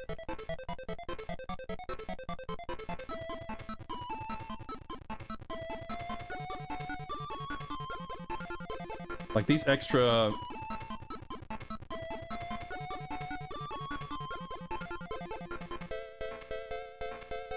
cases might be... could make the difference. Alright, so this actually, I think, might be... Yeah, that's the one that's going to give us trouble here. Or would have. Nice. Okay, I think this is... never mind. I was going to say basically the end of the stage. I think this is where I think it's the end of the stage, and then it isn't. I think it's more accurate. There might even be a set of Q cases over here. Hurry up. Nice. Yeah, that would have been pretty dangerous. Okay.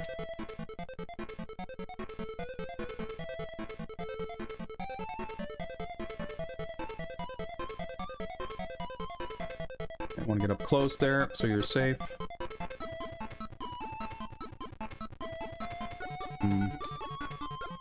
A little bit nerve-wracking.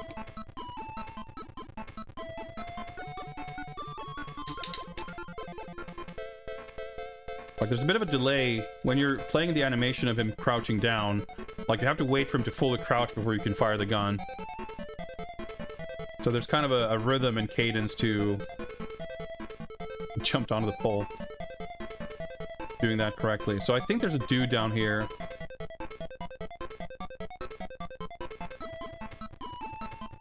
Well, I guess I don't have to care. I could have potentially missed out on a case there, but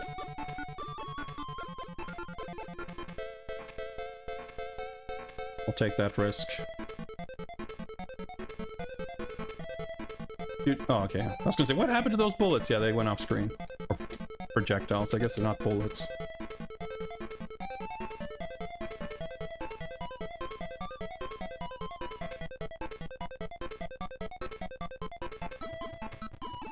Is this it? Okay. Woo! Okay, this is gonna be exciting. What kind of timer are we gonna be working with here? And I don't really remember the route of the final stage either, but we should have a better timer than ever. Even if I started only on 4-3, I collected more stuff than I usually do. So let's see. Radiation warning. We have a limited time. What? How much? How limited is our time? 18. Ah, fuck. That's not enough.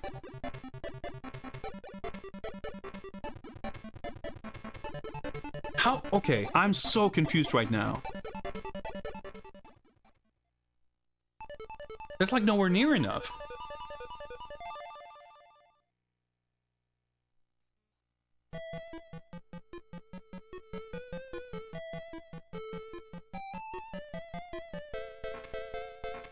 Sick.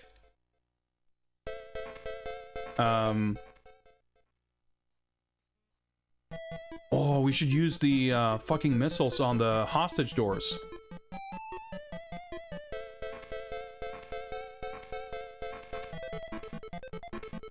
Couldn't have stopped to shoot him.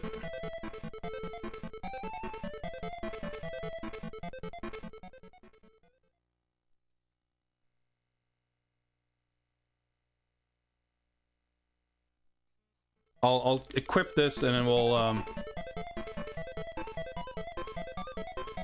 won't use any of this life.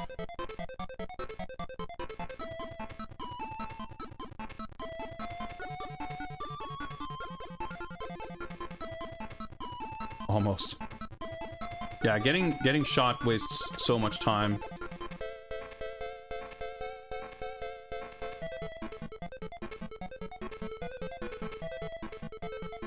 That's how you deal with enemies.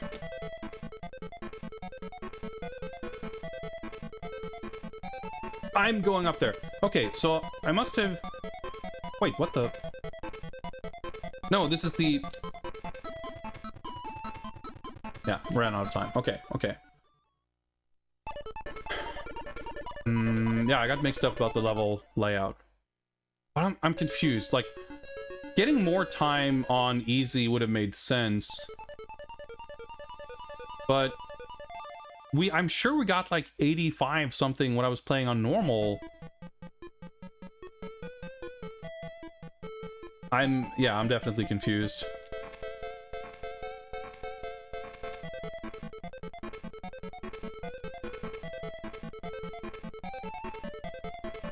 Dude, the fucking missiles. Okay.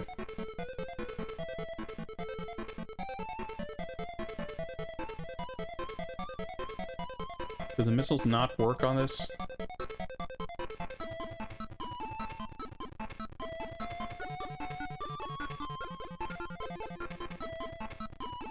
They probably do. They just do like 3 bullets of damage or something. Fucking jumped. What am I doing?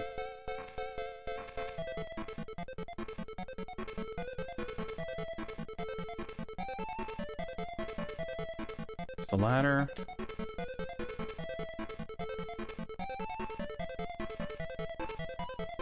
Oh, I fucking just missed the elevator.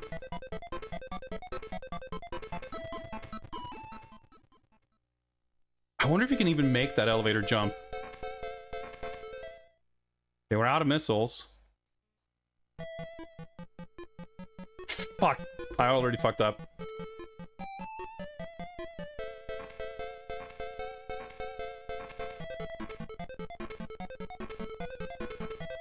I tried to walk past the hole there so I didn't have to jump over it.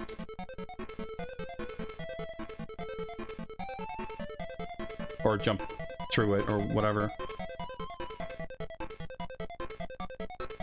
Oh, this is real bad. Like, what are the odds of making that miracle jump again? Okay, we did it, but... hopefully at least the slowdown means... we're doing the same relative to the timer.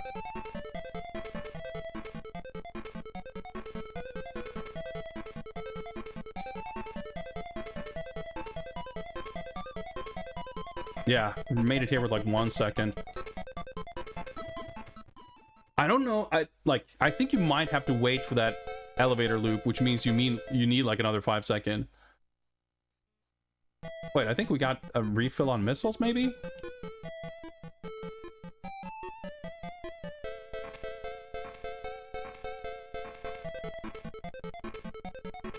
Certainly a better way of doing that.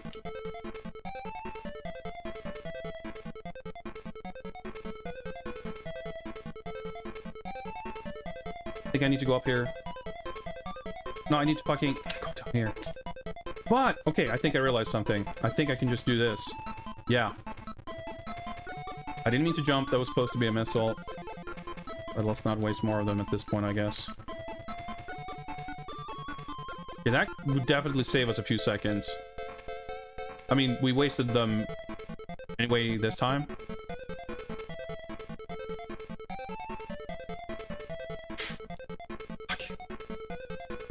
Grabbing the ladder is a little awkward because you don't want to let go forward. You want to keep moving.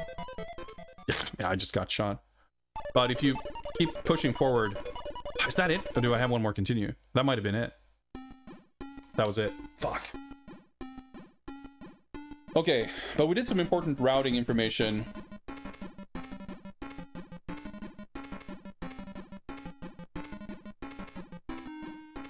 Having that, taking that shortcut after the second hostage, that's probably like 5 seconds. Pretty ridiculous. Yeah, the thing I'm the most confused by is... I guess... maybe the time I used my continue on 4.3, I was confused and or rather the time I thought I used to continue on 4.3 was maybe 4.2. So maybe 4.1 is like the last time I can reasonably use a continue. I mean, I think still I think that we made the right call. I think I took deaths on 4.2 and 4.3, so trying to get the 1cc would not have been successful. So I'm just perplexed as to how the timer, like, what the...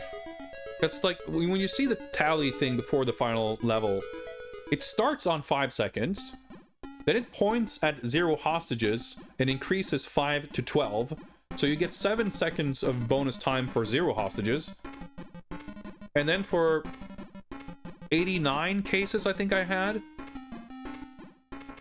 I got up to 56, so that's like 42. So it's not like half a second per case. It's like roughly half a second per case.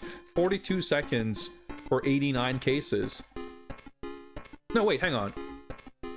44, no, that is half. Okay, that makes much more sense. rounded down too, by the way. Real dick move. But every 2 cases gives you 1 more second.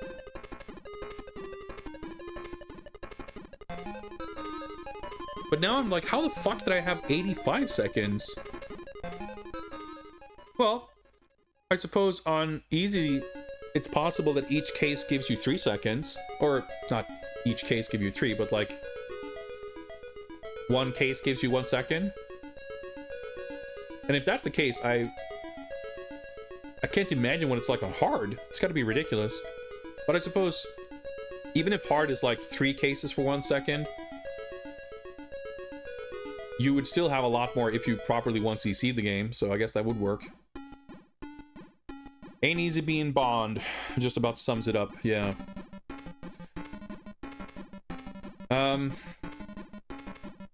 Man, what a roller coaster. Like, every time I get to the final stage, like, every time we have a close attempt like this,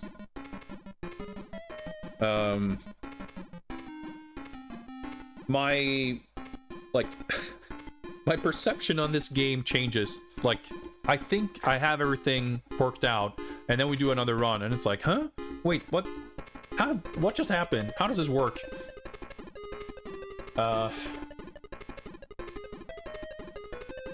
Man, okay, so I'm like kind of leaning more towards the 1cc being the thing. Not necessarily because you need every single hostage and case from the entire game, but more so that, like, at one point I had the idea to, like, well, maybe you strategically game over around 3-1, so you at least get the hostages from 3-2, and everything else from mission 3 with you into the final level. But now I'm kind of thinking, well, what if you get the extra lives, though? If you get another 2 lives from mission 1 and you get another set of 2 lives from mission 2, then by the time you get to mission 3, the extra lives you have with you are going to be more than a continues worth. So at that point, especially, like, it's like the strat is to get the 1cc and to get every bonus 1-up. Which is kind of... It kind of sucks because so much of the run in that case hinges on, like, getting that slot machine perfect. And it's like, if you don't get it, the run is still doable, it's still possible, you just have to play so much, like, more perfectly.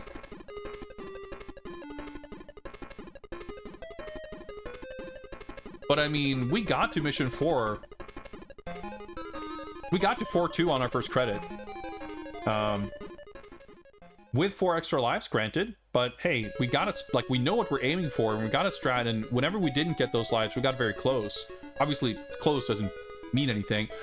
But what I mean is, the idea of getting consistent at getting the extra lives is not outside the realm of possibility. And I mean, if I'd gotten the extra lives after mission 3, and we'd had 3 lives on 4-2, I mean, that would have made the whole difference, and we would have gotten the 1cc.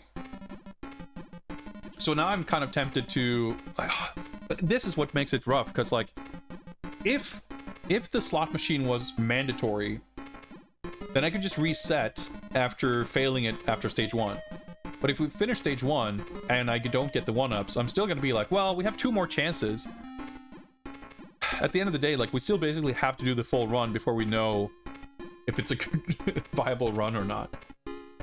But I guess at, like, I was going to say, but if I game over on 4-2, then we're going to know that it's basically not going to happen.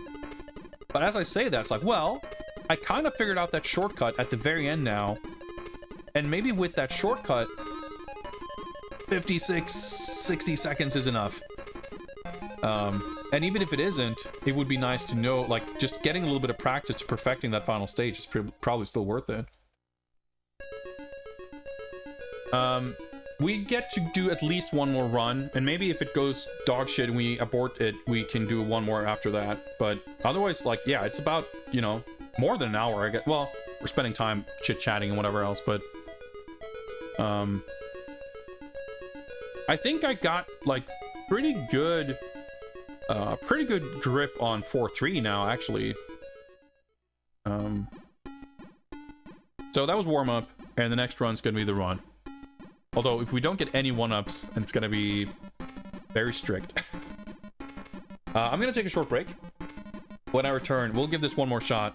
And I want to keep, like, many games in this project, we've kind of decided that, you know what, this is fucked up. Let's just move on. We'll admit defeat. But this, I'm enjoying this so much that I really do want to get it. And I know that I have it in me.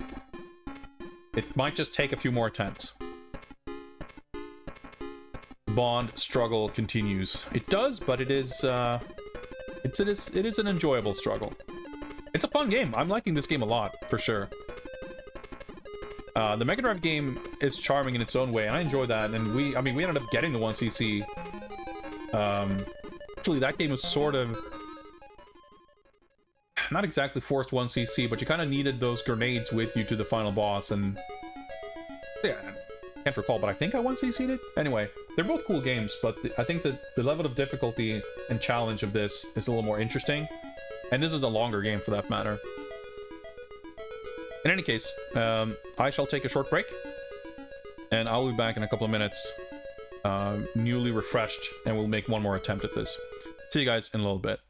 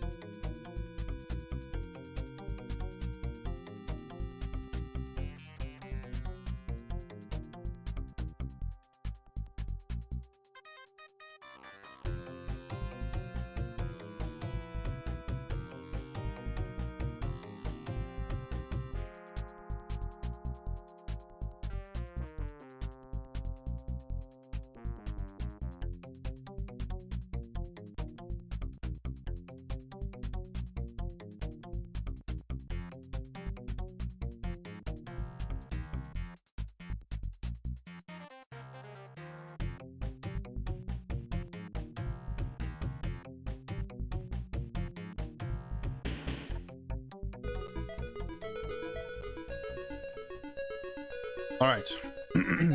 I've returned, and we should just get into this. Something I just noticed, though, in the attract mode as it was rolling by, the high score table, the top score is 500,000. When we were at 4-2 on our first credit, we were at like 164. So I don't know if you get like 1,000,000 points for beating the game, but unless you do, it seems like it's borderline impossible to crack like the top half of the high score table, which seems a bit insane. Anyway, fucking do it. Okay, iframes. I wanted like, hey, let's go fast. And I proceeded to almost immediately jump into the first enemy in the game.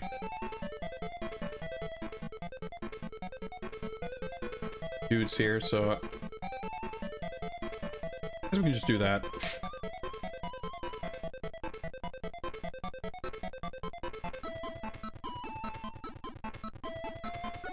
I'm just want to like basically optimize my use of time here.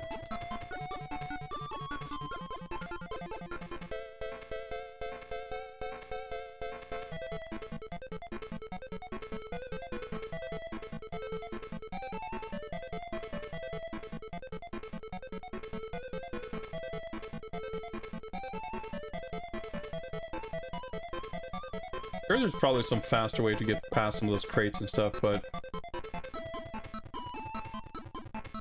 speaking of, there's a crate up there. Not get hit by that. Ooh, that was a bit awkward.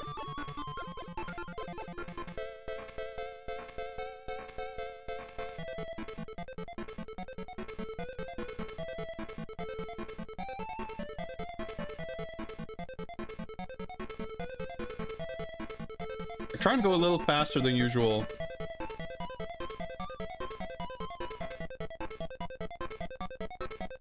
And it's a little bit nerve-wracking, because I know that going fast is, it's a good way of making mistakes and getting hurt. But it actually worked out really, really well. Big fat time bonus. Just skip that. Speed it up a little bit at least.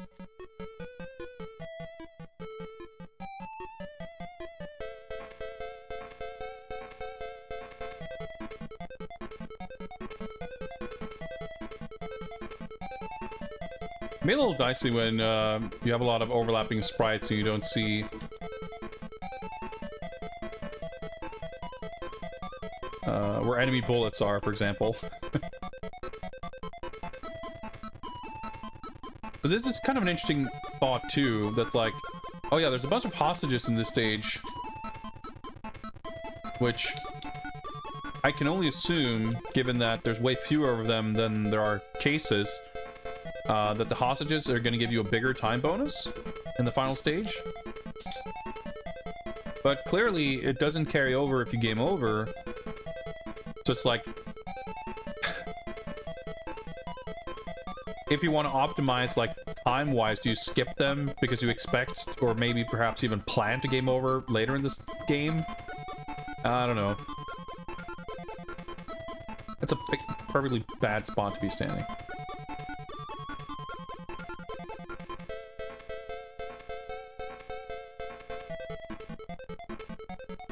I'm not sure. I mean, I am sure that it's worth taking the extra 10 seconds to rescue them.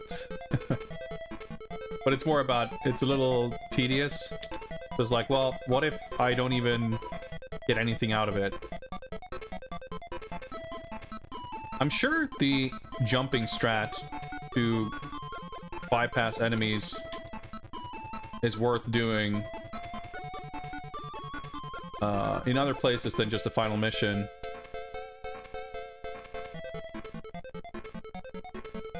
But I'm a little hesitant to try it when there's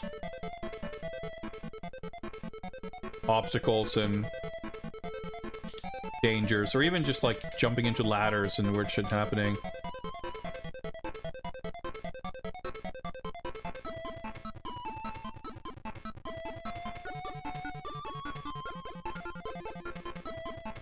But it's kind of worth considering at least. Wait, there's nothing in here, right?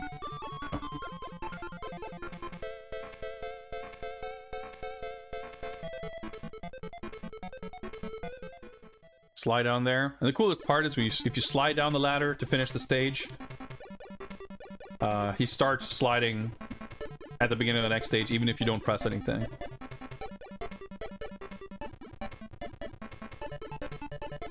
I mean, I guess you can get, like... You can beef up your score a little bit with time bonuses, but not to the point where you could take 150,000 to 500,000. So, yeah, I'm not sure how that's supposed to work. But, like I said, maybe there is a 1,000,000 point bonus for beating the game. Alright, so here, you could probably speedrun this. But I'm gonna elect to try to do it safely. I don't know why it's easier to hit it if you advance, like, 5 pixels, but... just is.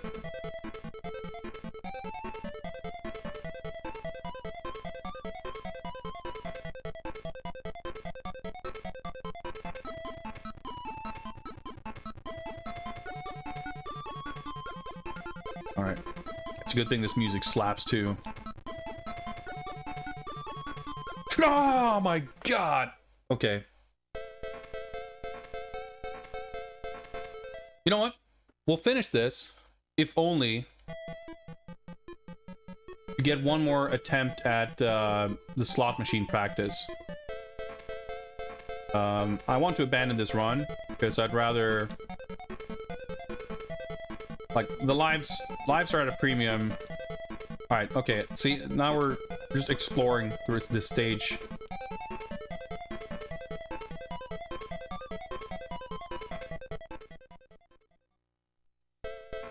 Yeah, that fish is weird, because I've definitely managed to avoid it just standing there. But I guess you gotta be really far ahead at the very end of the platform for that to work. So I'm just considering this, like, opportunity for mapping out and learning about this level.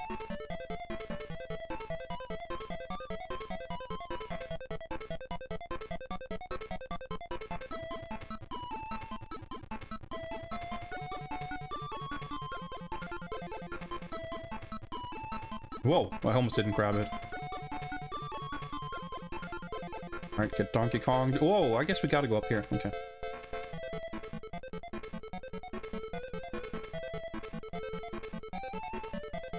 Yeah, the enemy's, like, perception of where you are and whether you exist.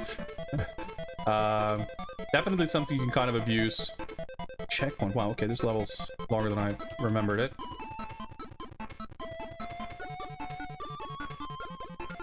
But it goes by pretty quickly if you just take the bottom route and don't bother with the few cases up there. Alright, let's see if we can get Joe. So at this point, obviously, the run is a wash, but I want to see if I can just get one more practice run at the slot machine.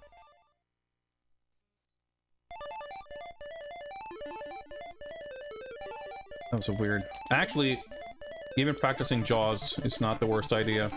We didn't take any deaths to him, but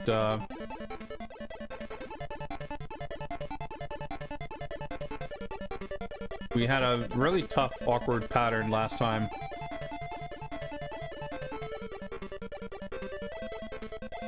And we kind of barely squeaked by.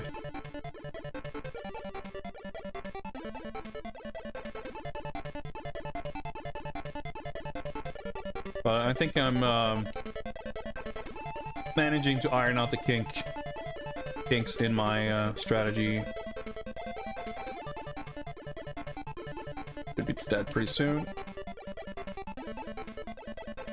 It's really obviously when he's around this platform, the middle right one, where things get pretty dicey. Also, the hit detection, it's more than a little funky.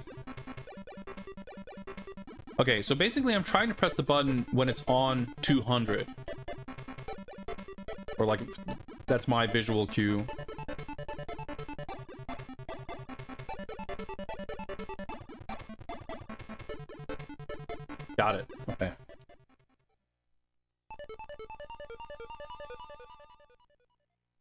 Well, I think it's probably faster to reset. Unless, yeah, I can't take deliberate deaths quickly enough there. Oh yeah, something about the video signal here gets pretty wild. Doing that seems to be enough. All right, let's not waste time. Let's set up everything here. Game type.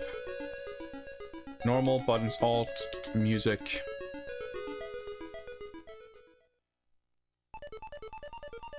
And let's not screw up this time.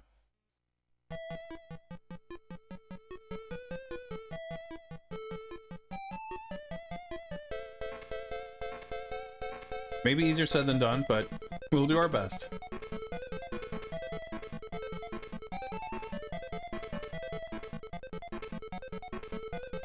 I had to dodge that crate in midair.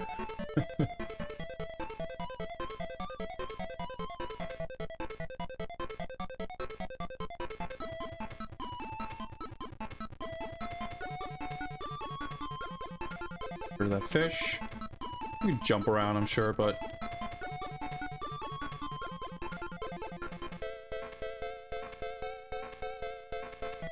That was extremely fucking close.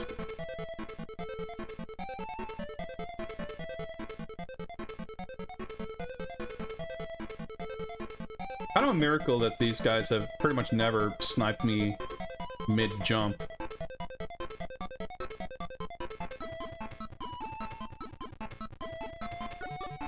Great.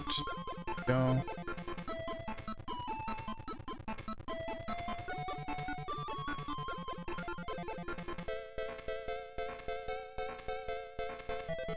As long as you don't stop on top of the ladder, we'll be fine.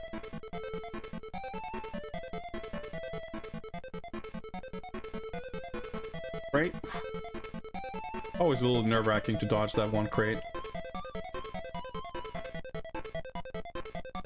Go, he's off screen, and this is where we go down.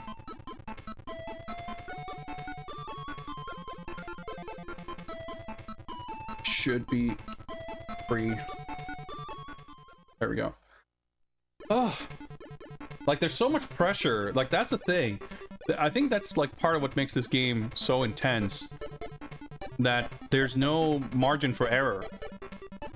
Even taking one stray hit in the first level of the game, like, can have dire consequences later on. So you have to, like, I feel like in most games, you get some leeway because, like, yeah, you're gonna get some health refills. Like, at the very least, you finish a stage and you'll start the next stage with full health. But nope. So as a result, there's, like, not really any downtime. You don't really get to relax.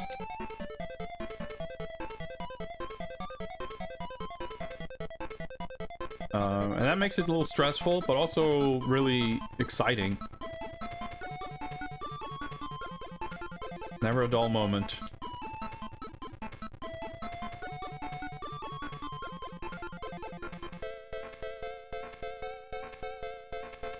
Trying to think about the grenade and missile situation.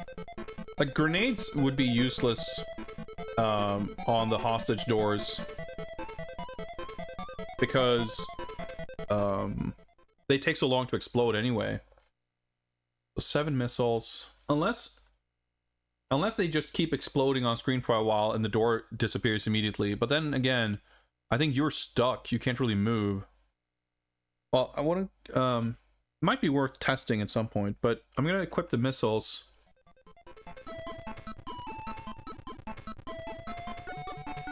Okay, so the missiles do at least work. They just, like, go through the door. But it takes 3 missiles. And I'm not sure exactly how many... Ooh, that was close.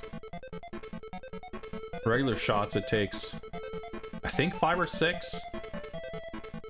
But a missile takes out a turret in 1 shot, and they normally take 3 bullets. So I would have thought that the missile deals the damage equivalent of 3 bullets. But maybe it just works a little bit differently with the hostage doors, because the missiles, like, go right through them. I'm just trying to think basically of what's the, like, optimal way, regardless of which resources I have to use. Like, what's the fastest way to destroy the door?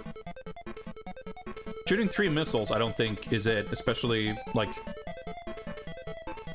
I mean, if you 1cc, I guess we're gonna build up a decent stash of missiles, but I don't know if we have that many. Obviously, I'm just talking about the hostages in the final level. It doesn't matter on the other levels. But I'm just doing it for research purposes. At least I know that the missiles work. But it felt a little questionable whether it actually saves time or not.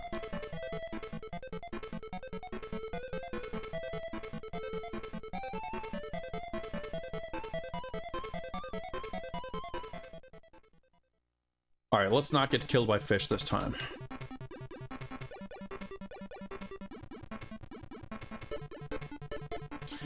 Maybe it's worth doing like 1 missile. Actually, I guess the missile, thinking about it in the final stage, the missile probably is helpful for killing the enemy while I'm destroying the hostage door. So in that situation, it might actually be kind of useful.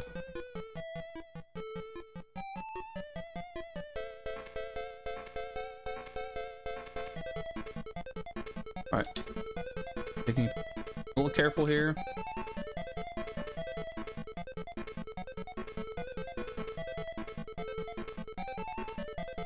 Of course, taking the scenic route.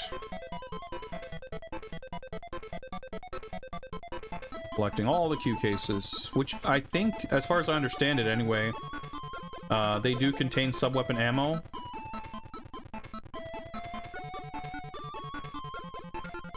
That jump isn't as tricky as it might look, which means that it's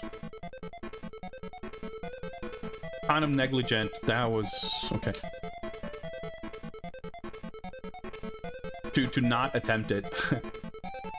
As evidenced by the fact that we got knocked off by the fish, like, on multiple occasions there.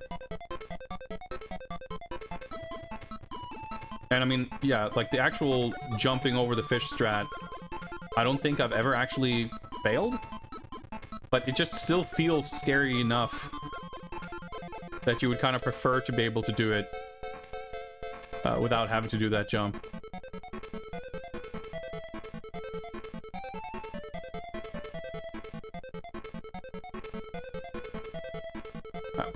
Very almost.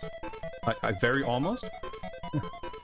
I came very close to standing up in that guy's bullet, but thankfully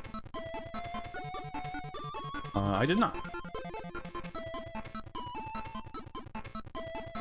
I think this is pretty much the end, right? No. A lot of these stages have these kind of repeating layouts and patterns that can make it a little hard to remember how much of it is left. I remember there was some, like, unusual part at the end. Couldn't remember if it was barrels or what, but no, it's fish. Okay. Well, that's a clean mission 1.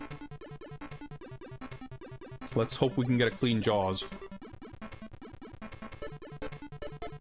Let's especially hope we can get the extra lives.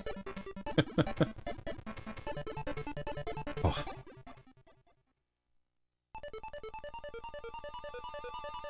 007, locate and terminate enemy of the free world. Jaws. Oh my god, I was turning around. Okay, that sucks. What a shitty way to take a death too, because like, I meant to drop down to the bottom floor, but I was jumping like just a little bit too soon. I couldn't see like what floor he was on, because he was like in the middle of traversing. And because I sort of hesitated, I got stuck in my turning around animation. And I couldn't drop down. I could probably have jumped, but I didn't expect to land on that ledge. Like, I thought I was gonna drop down to the bottom. That's why I was like turning to the right to begin with. Because I meant to drop down to the bottom level and start walking to the right, like so. But because I kind of got caught on the lip of the middle platform, that's a scary jump when he jumps directly up there. I turned right into Jaws, and before I could start moving, he grabbed me. Okay. I might have been late.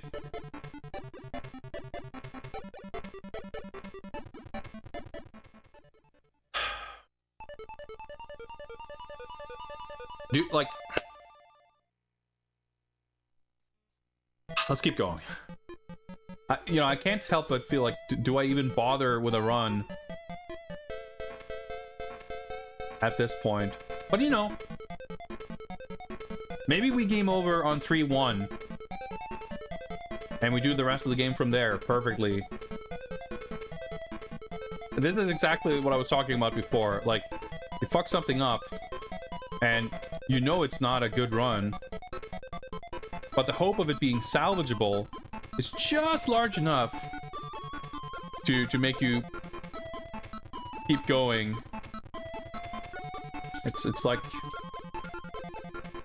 the sunk cost fallacy made real.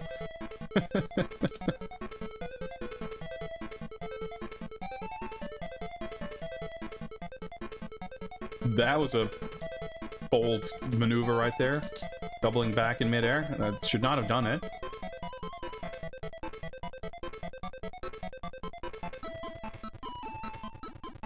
Whoa, that was very close. Part of me also feels at this point, like... maybe it's not worth it to take this extra time to grab cases and stuff here. Although, to be perfectly frank, trying to take different routes depending on... That's the snake I bumped into last time, I think. I think it's smarter to just have one route, which is the route I take, and then I just do it the same way regardless. I don't think it's wise to start thinking about... Or rather, it's not wise to bring into the equation, like, having to remember... Like, oh, am I expecting to game over, or am I expecting to do this and try to, like, have a plan A or a plan B or different routes? Like, I think it's smarter to just... have one method of clearing each stage and executing on it. Because the game is nothing if it's not consistent. Like, there's no RNG. No real meaningful one. I guess the RNG is only really in the boss fights. Hope that's enough to respawn the branch. Nice. Like, the boss patterns are definitely pretty random.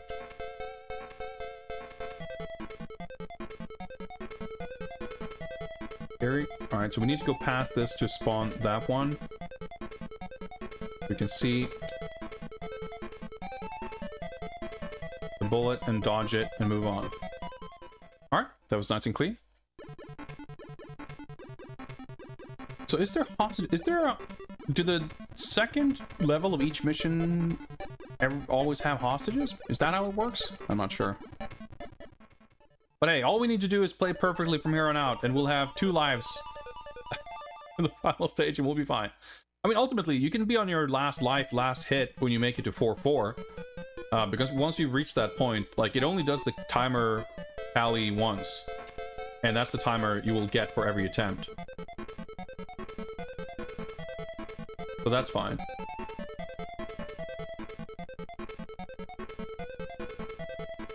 Alright. I forget if that thing's gonna give us trouble. Just assume it will.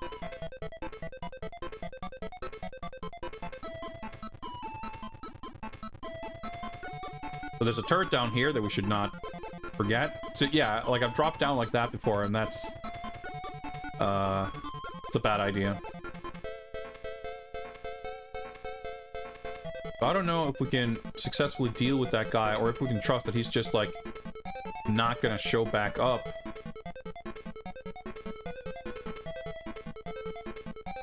So, I was gonna say, I think we need at least the turret on screen to hit it.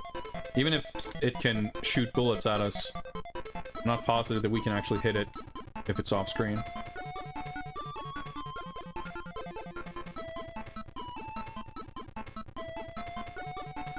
Okay. Yeah, I think that turret we took out before is gonna shoot at us over here if we don't. That's good. Turret here. Maybe we should call those things cannons or something. It's a little confusing. There's like 3 types of enemies that I just refer to as turrets, even though they're all very different.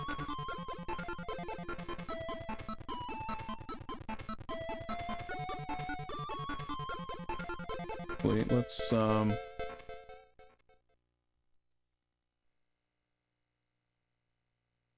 a lot of grenades. This stage is actually a good place to use them.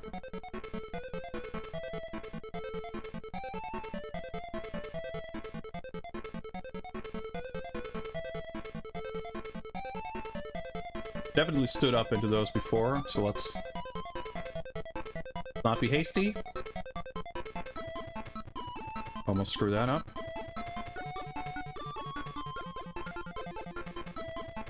Got my duck iframe, so that's fine. No turret here, or cannon, or anything else like that. There's a checkpoint here. Let's just make sure that I'm not in harm's way. Yeah, don't try to grenade this, because that means I'm just going to be stuck standing there getting shot. We take out this the old-fashioned way. And then when we climb up here... I wonder if Bond is programmed to, like, automatically crouch when you grenade. I think that's probably what's going on. Because I didn't press any direction. He just climbed down there by himself. So maybe that's how that works. Right, we take the upper route. Checkpoint here. Just deftly dodge these guys down here.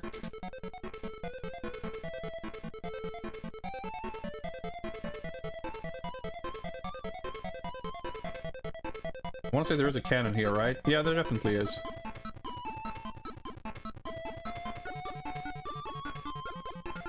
At least we push the screen nicely forward enough to not have to deal with both at once.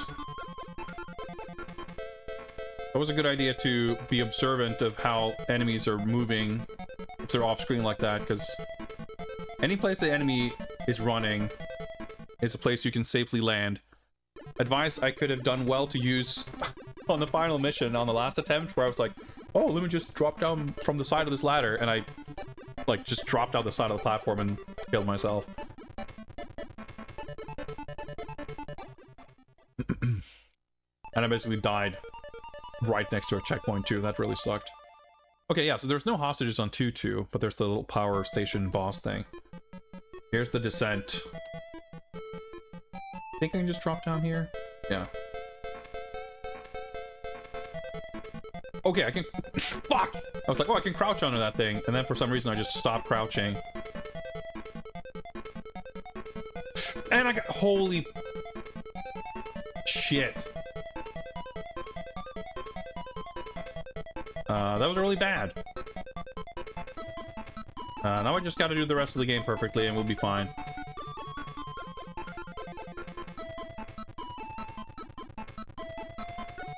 If I end up not getting the 1-ups after Samity,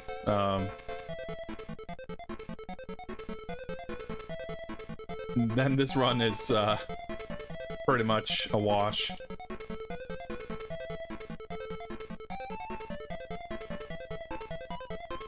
Yeah, I don't trust being able to fall off all 3 of those branches at once.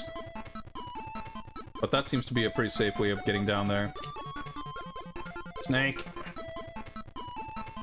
I think the I wonder if I'm not... I might have missed the checkpoint. Or it's up. It's on the left, because it's like on the cliff. Well...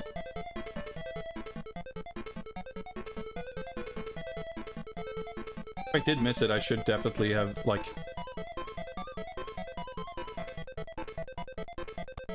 grabbed it, because now we're snake. I hate this part so much.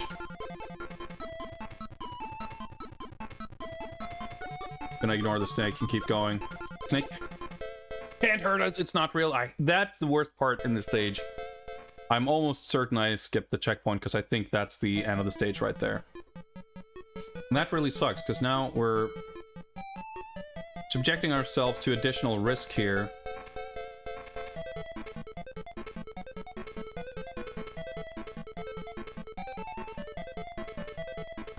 Yep.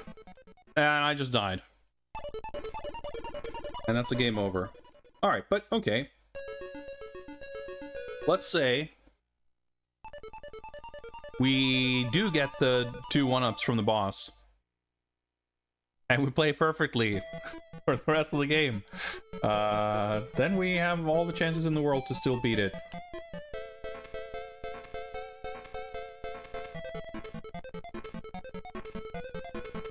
Yeah, landing on this platform is safe enough at least. Okay, as long as I land on these things, we're safe. But now I'm like, how did I even do that last time? Snake. Everything is just going crazy now. Like, nothing is working out the way it should.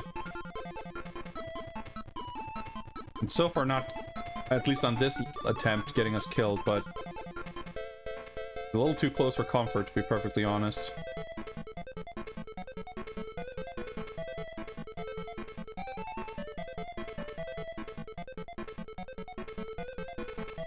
You might be able to do that if you land on the middle branch, but on the top branch, I don't know, man. Seems a little dicey to me. Okay, hang on.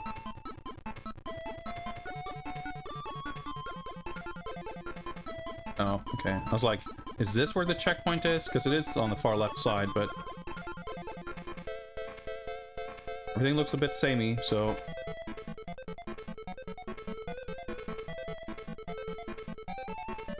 maybe I didn't even make it to it last time. It's not impossible.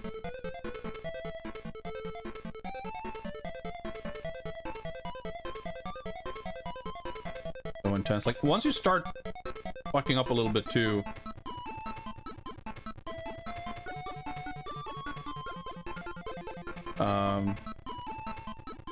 you get like kind of shook. You mess up. Okay, so I died right before the checkpoint. But hey, we made it to the checkpoint and we didn't take any damage, so it worked out. Alright, so it's safer to drop down here than it is to try to climb down past the dart gun.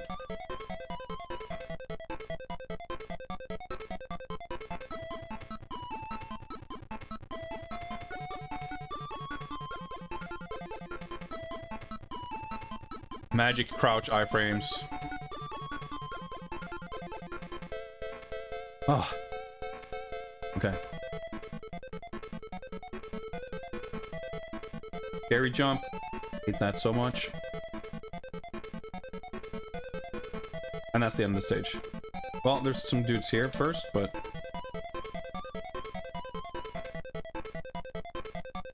I love that you have a little graveyard there, like hinting at the boss. Like, there's some cool touches in the level design of this game for sure.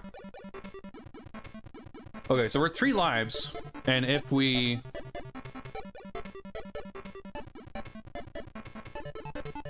get the lives here, and I don't start 3-1 by taking 2 immediate stupid deaths like I did last time, then we're pretty much on even footing. Ran into him, which I don't know if that's dangerous, but it's so weird that he even shows up there, because I'm not like being clever or strategically smart or cowardly or anything by staying down here. No, on the boss stage, your jump is like really weird and tiny, so you cannot actually jump up to those platforms. You're like stuck on ground level. So I don't know why those platforms even really exist. And I don't know why he's bothering going up there, because he's not posing much of a threat. That's weird. He never shows up on top like that much. There we go. So, see, this is as high as I can jump. I can't jump higher than this on the boss stage for some reason. Okay, this is it. This is the make or break moment for the run. Except if we fuck up, I'm still gonna hold on to hope that I will be able to get lives after after mission 3. I think I was late.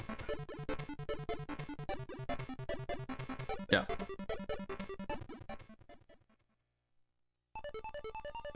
But hey, if we play perfectly, we're on 3 lives, right?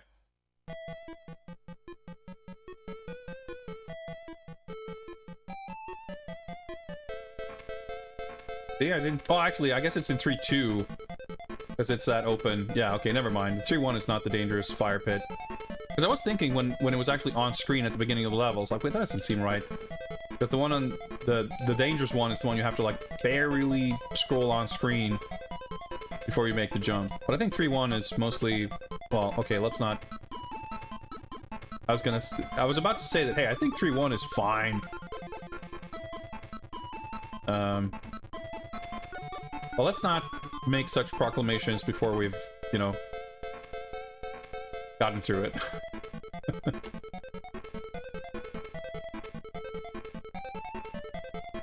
Alright, kill some firemen.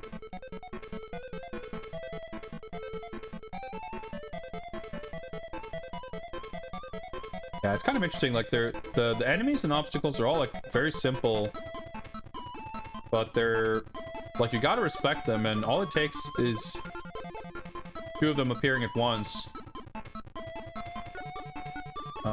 for it to start being really, like, precise, kind of where you have to be and when to not get killed.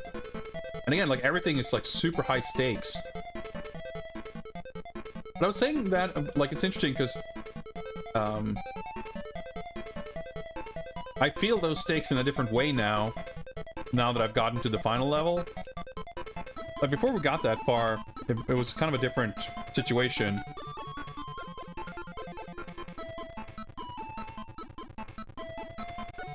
Oh, okay, my capture just blacked out for a second in the middle of a jump. Yeah, there's something really wonky with this signal, I guess. Whatever.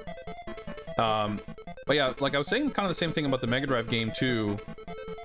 That, like, it's not inappropriate for Bond...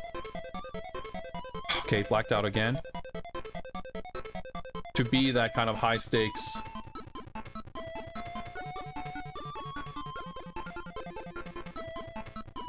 scenario, like life and death, and you have to execute perfectly. It feels like appropriate for the theme and the character. But it can be a little frustrating, it can be a little intense.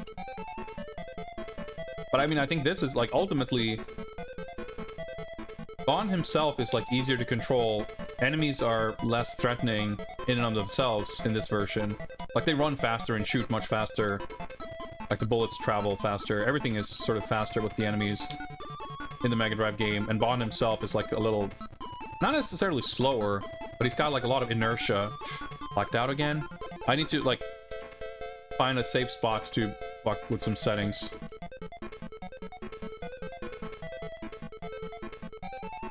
Okay, this is safe enough. I'm gonna pause. It just blacked out again. And I'm just gonna do this. Usually, changing the setting. The fact that this is weird. It shouldn't, but... Yeah. Like, I don't know if it's some weird PAL thing, but it's still, like, it should be running in NTSC.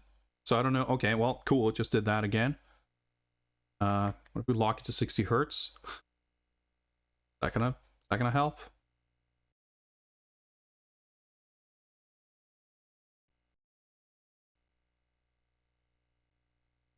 I don't know. Not exactly consistent with it. But I think it's mostly my monitor, like, because I've had some... I remember way back when I had a different upscaler and it worked perfectly fine, and then when I switched to this monitor, it started having some weirdnesses here and there.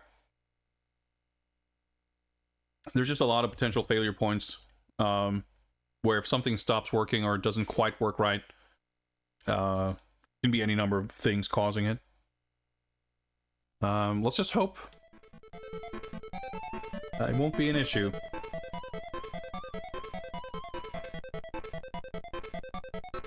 Ski jump there, but we're fine.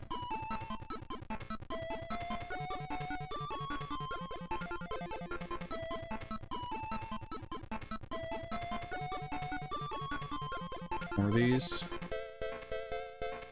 Oh yeah, that's right. There's like the weird teleporting one.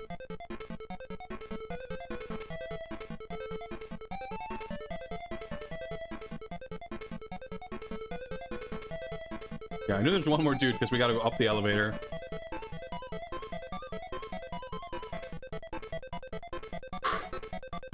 Okay, 3, 2. So I think this is essentially the last place I want to continue. Because we get... These are the last hostages we're going to be able to get, I am pretty sure. And I want to bring these some hostages with... Like, if 4-2 wasn't enough, or even if it is, like, extremely, just barely enough,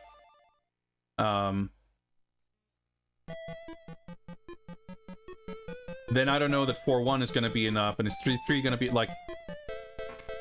You know that the Q cases are definitely...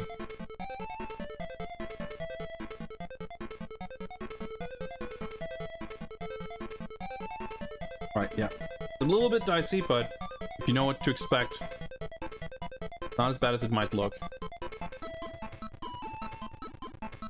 So ultimately, I think we're kind of... Like, we're at 3 lives now. We're not on the 1cc. But if we finish the game from here, it's still a vast improvement. And our chances of finishing from here are, I think, about the same as they were last run. Because we missed out on 4 lives. But, oh, fuck, it's blacking out again. So whenever it blacks out, I can... Literally doing it again. I can look over at my OBS. You know what? I'm gonna restart the retro tank because I'm not sure if it's... Because it looked like it was like something was happening on the OBS capture as well there. But anyway, what I was trying to say is I think logically, whoops.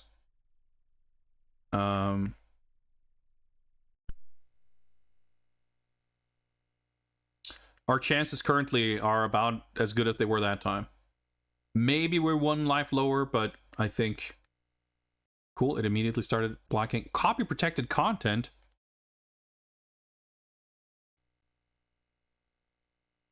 Definitely something weird. Maybe I'll just... I can assure you there's no HTTP on my fucking Mega Drive. There's something... Maybe there's some cable somewhere that's a little bit loose. Oh, yeah, oh.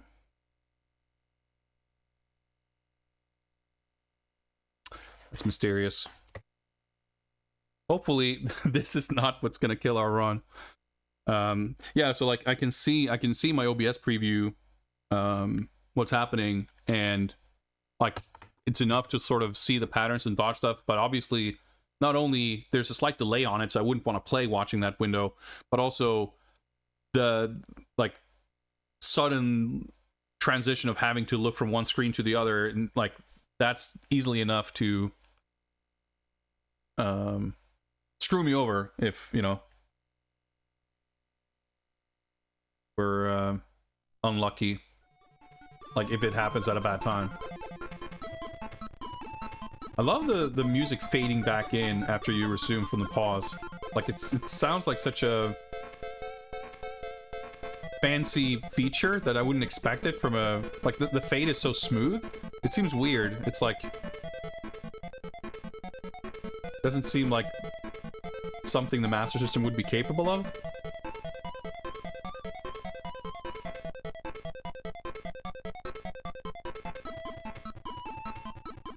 I don't know, like, I don't have any kind of technical insight to say whether that makes any sense or not, but every time I unpause and the music, like, fades in, I'm always like, oh, that's neat.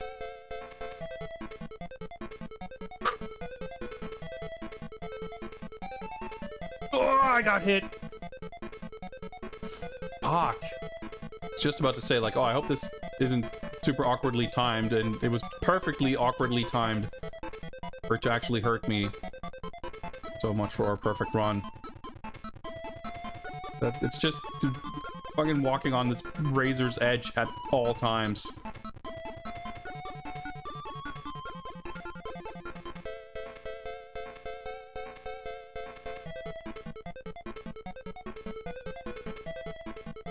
Hate this part too.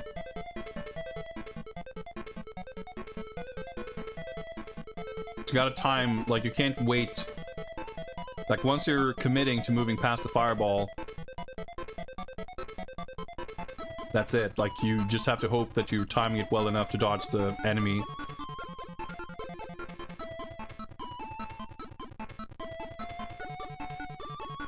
Now I'm like, anxious about this.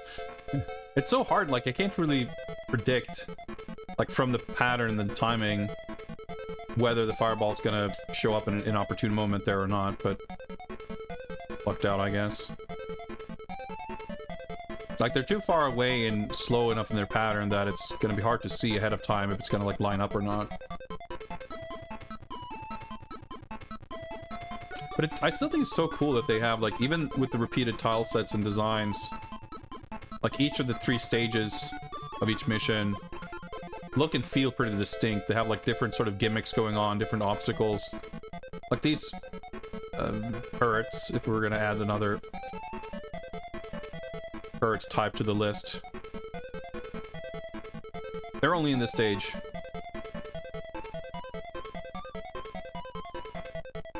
And we have this, like, vertical zigzag climb.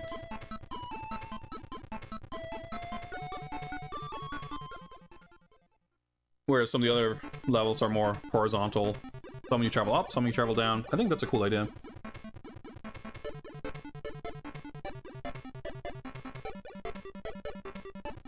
Of course, I can't remember if that was 2 or 3.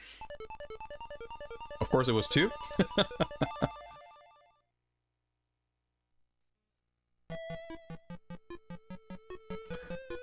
So is this going to be the first time taking a weird, stupid death? On this part, maybe? First for everything. Oh yeah, this is where we gotta be careful not to stand on elevators when we're waiting for enemies to get into position, or for us to get into position. Kill enemies. Like so. Oh yeah, wait, 3-3, this is the one that has the hostages.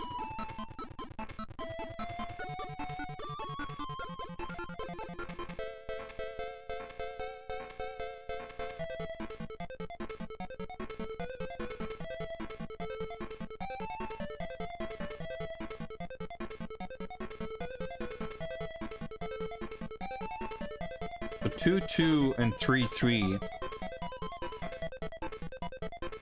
I don't think there are any in mission 4. Yeah, this is this kind of potentially scary part. You can, like, walk off.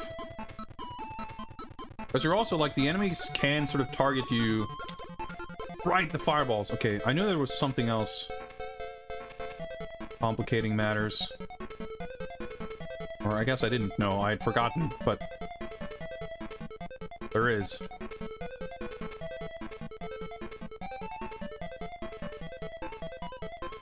But it's interesting, like, you tend to kind of every attempt, there's like something new, or at least something different for you to get killed by, or hurt by.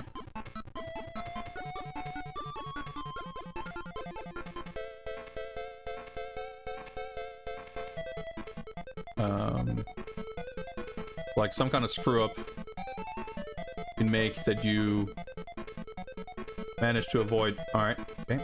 Gotta do a lower jump. Like, you can do low jumps, but it's... you have to tap the button very quickly.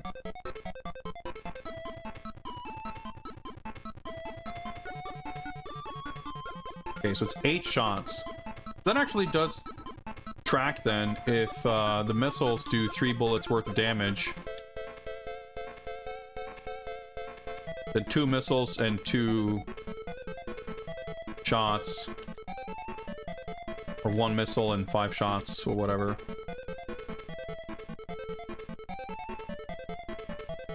Oh, what happened there? Oh, I got stuck on the ladder, I see. Let's grab these. I think I could drop down there, but I don't want to take any risks.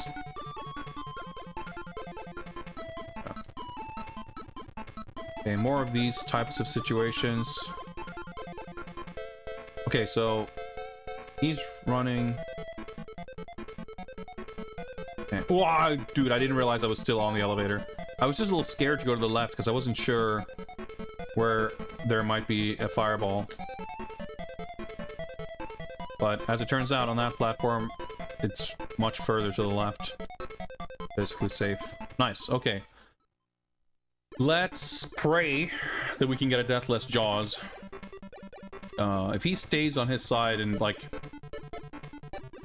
when he travels over to our side, that's the scariest part for a few reasons.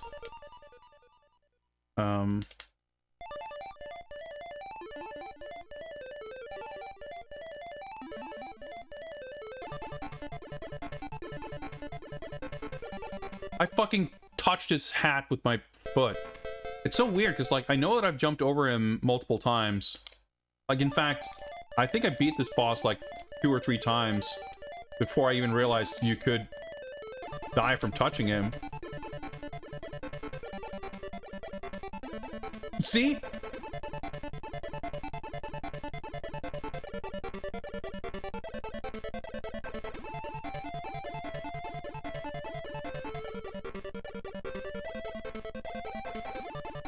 Like, yeah, sometimes he just walks away like that. Ah, that's so annoying. Mr. Tompa and Raiders, what is up? We're currently stressing out over the unforgiving nature of this game. This game is pretty sick.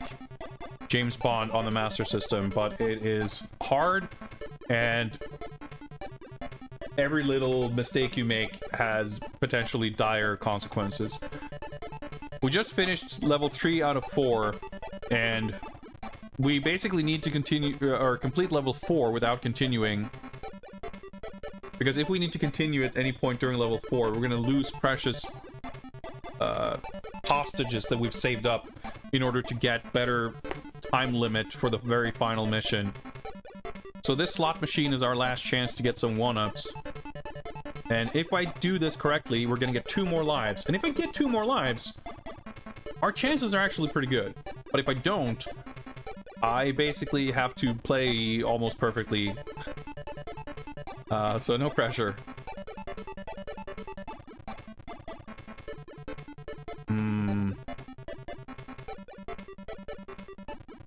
Yes! Okay, we got it.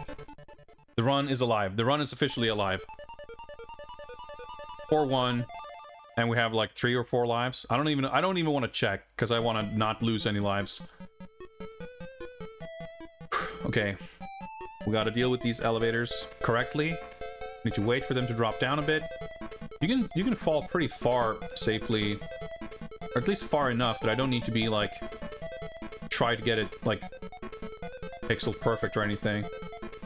I don't think there aren't really in this stage probably, but sooner or later there's gonna be hidden cases. Because the suitcases that we collect, these ones, they can give us sub-weapon ammo, but more importantly, when we reach the final level, we will have a time limit, and how much time we get will be influenced by how many suitcases we've collected. Kind of tricky to get up there. You gotta manipulate the scrolling a little bit. The turret.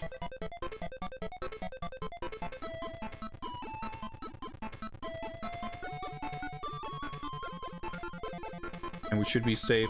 I don't think there's a turret down here. We just gotta be a little bit mindful of the fact that there will eventually be a turret here at the bottom of one of these elevators. Because when it does show up, there will be plenty of time to jump over it on reaction. I don't have to do it like... I I don't have to predict it, basically. 4-1 feels pretty manageable. Pretty long stage. But not too many dick move gotcha moments. Cases up here, I want to say. Oh.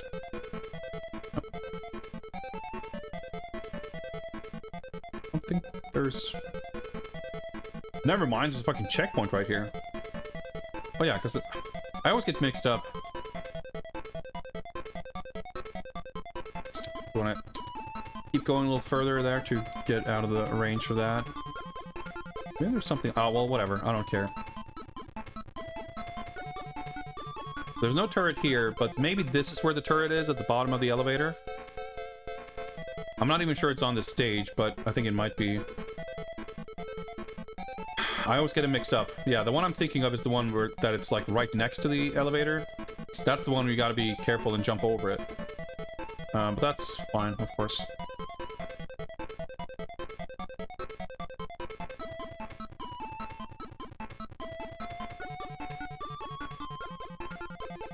Gotta inch forward a little bit here to be... to not overextend. That's a good way to get yourself killed. I'm jumping behind these pillars because there are places later on where there are hidden suitcases behind them. And because I can never remember where they are, occasionally I just kind of check, just in case.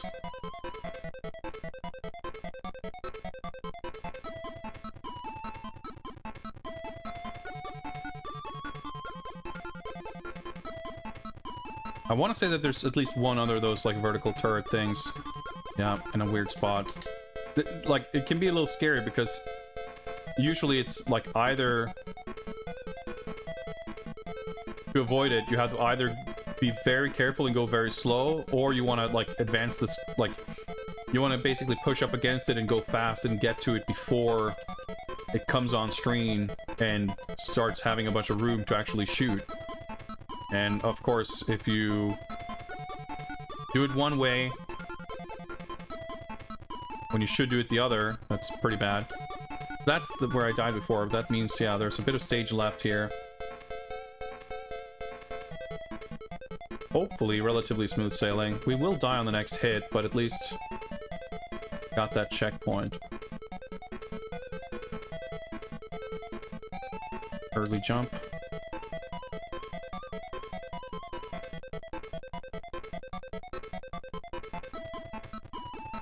Like, I have the grenades, but, like, prefer not to use them. Just because I'm a little unsure about the sort of timing. Okay, there might be the turret bottom left there. In fact, I think it probably is. And it's safe for me to drop down here, as far as height goes. Nope, it's not here.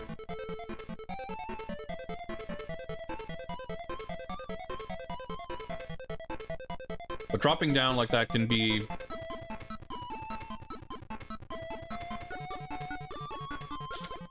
if you don't know what's gonna await you at the bottom, it's pretty dangerous. Okay, we did 4-1, deathless. So we have at least 3 lives. I don't know how many lives we have. I think we might have 4.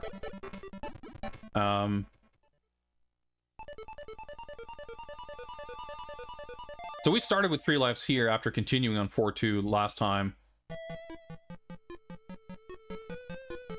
Well, let's not overthink it. Alright, I can drop down here. That's actually safe. And if I'm this far down, the jet exhaust is no longer... See, we can wait pretty late. Also, totally different layout, like... Holy shit, that guy spawned really fast.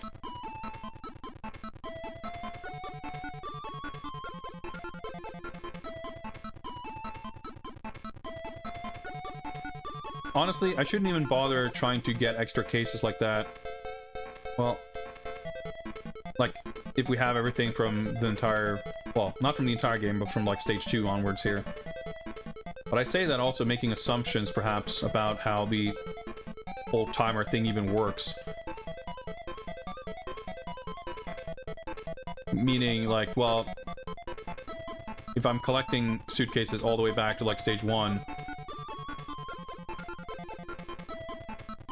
then it won't really matter. But that timer on the final stage has definitely had me pretty confused. So I don't know to what extent I can trust that I actually know how it works. Okay, we're supposed to go to the right. Ah. Checkpoint? Right, this part. I think as long as you kind of go slow and steady, you should be fine. Get rid of that guy. Gonna be more turrets almost immediately. Forget which level they're on. Of course, no. Whoa, that was a little bit too close for comfort.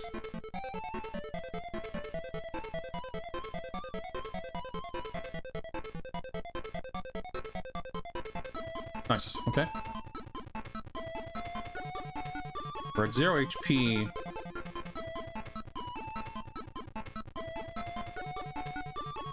So I'd like to get a checkpoint. Oh, there's another. Ah, ooh, okay. You can get caught like that and end up landing on top of the turret, which will hurt you. That happened to me before, which is why I'm like, try to be careful to jump as late as I can. All right, this part. Okay, that's good.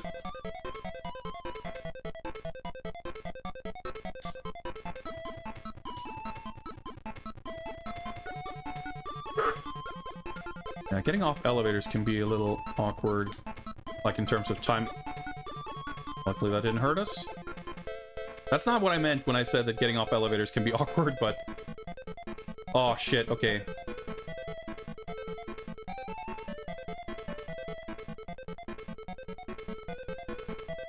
Basically random. Oh, fuck off. Oh. Okay. Okay. Ah! Having to stop underneath the rocket to shoot an enemy is fucking terrifying. Because, like, technically you can jump to move forward faster, to not have to stop to defeat enemies. You can jump over them. But, obviously, if I'm jumping up and there's, like, fire coming from above, that's, you know, that feels a little dicey as well. Okay, so we should have... Okay, we have... I'm gonna die next hit, but we have at least 2 more lives after that. This is as good a shot as we've ever had.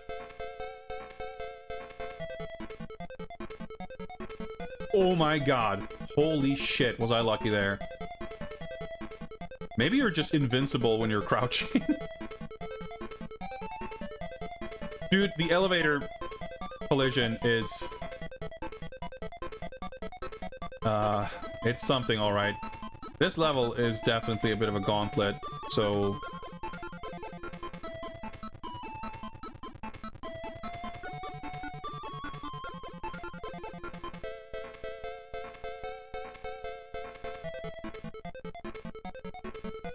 Gotta be very methodical and careful.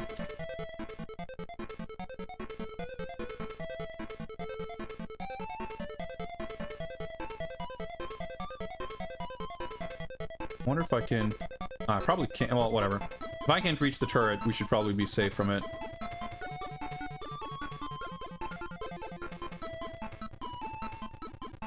Kind of cool that we get some kind of ladder combat, because it's not really been a big factor in the game up until this point. There's been places you can do it, but here we kind of have to. Okay, yet if I equip the grenade... 6 grenades, 15 missiles. I don't know that this... Yeah, you automatically crouch for a bit. I don't know that that turret's gonna be a problem, but I'd rather be safe than sorry.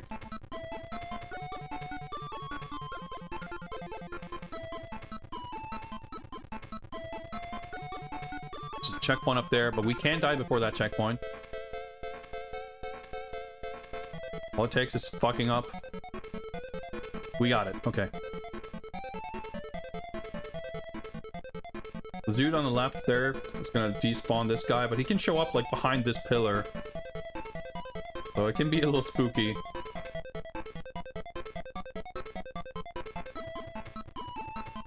You probably jump up there, actually.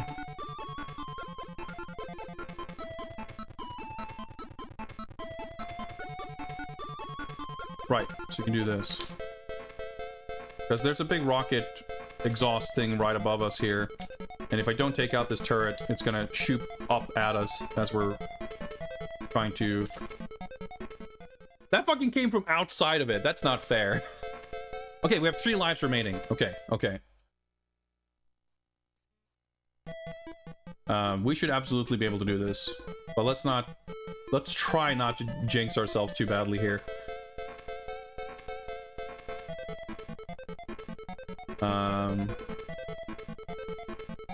Nope, you cannot actually get up there.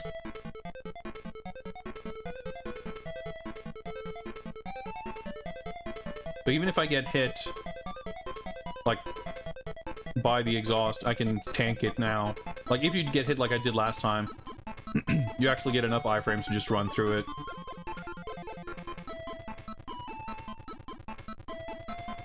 Luckily, it didn't come to that.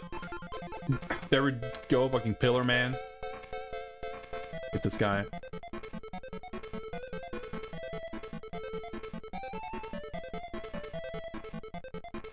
Sucks so bad. Okay.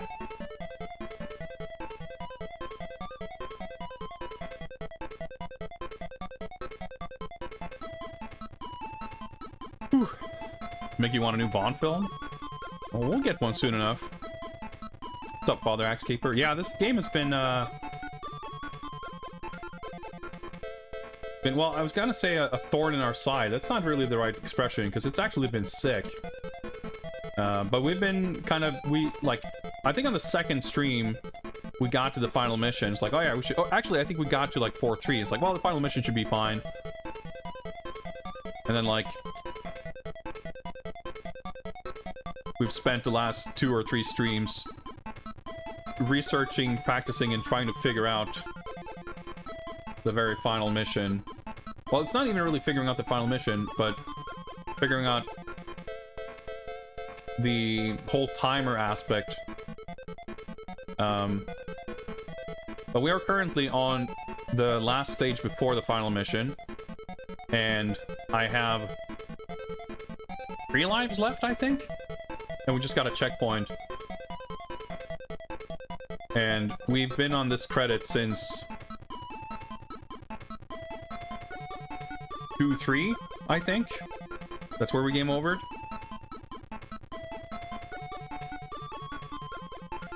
So we have actually been able to collect hostages and cases for many, many more levels than on any previous attempt. So I'm just praying that my understanding of the whole timer thing is actually correct. Yeah, that's tricky. I missed, like, I had very bad luck with timing of those kind of projectiles there, but I can still tank one more hit and survive. Oh, shit. Okay, good. I was like, I couldn't memorize, or I hadn't memorized at least. Oh, okay, that was weird. Where to stand, or like where I could safely avoid the parabolic shot there, but...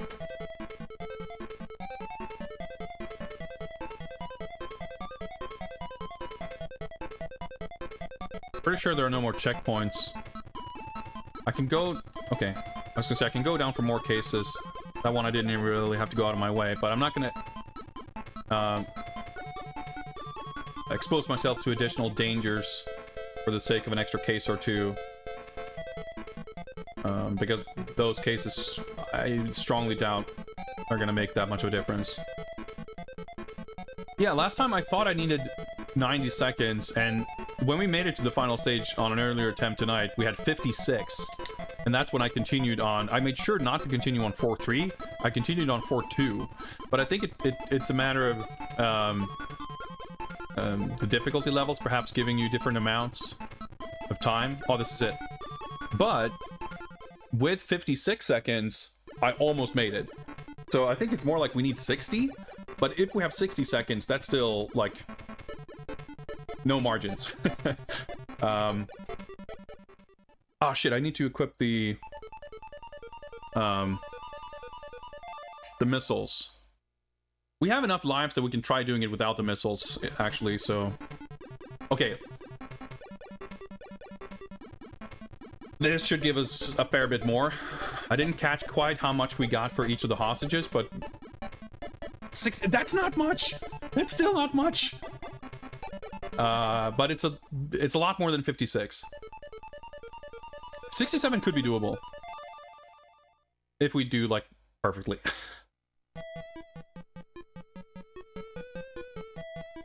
Shouldn't have jumped there. I need to jump there, land there. Over this guy. See, here is where the missiles could save a tiny bit of time.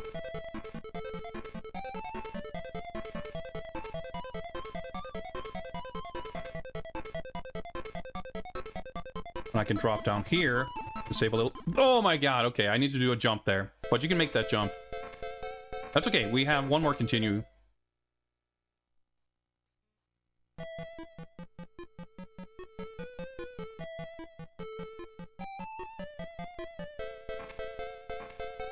You just gotta speedrun it.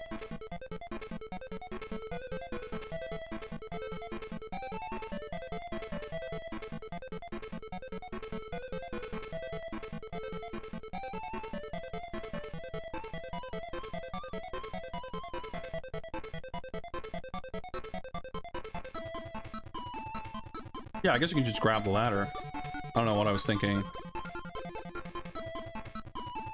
That's the kind of shortcut we figured out last. I should have just jumped.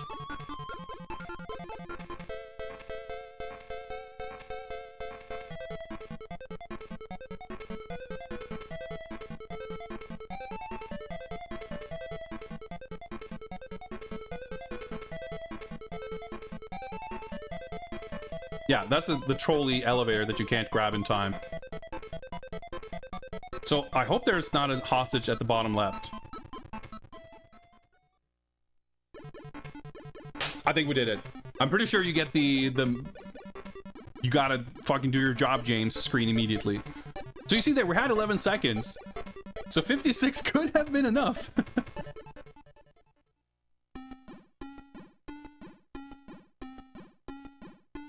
Well done, Bond. Mission is completed. Only you could have done it. Take 6 months leave. Plane leaves for St. Lucia in 2 hours. Meanwhile, a KGB office deep inside the USSR. Sir, reports have just been scrambled from London. 007 leaves for St. Lucia tonight. Good. Dispatch agents K-12 and K-26. We'll rid ourselves of Mr. Bond once and for all. Oh, dude! Actual graphics in the ending. I was like, oh, full text ending.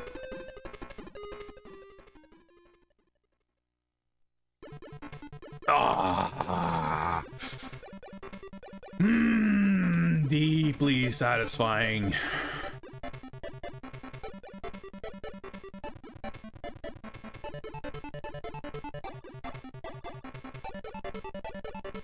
A high score of 113,400. We will make it barely into the top 8 or something.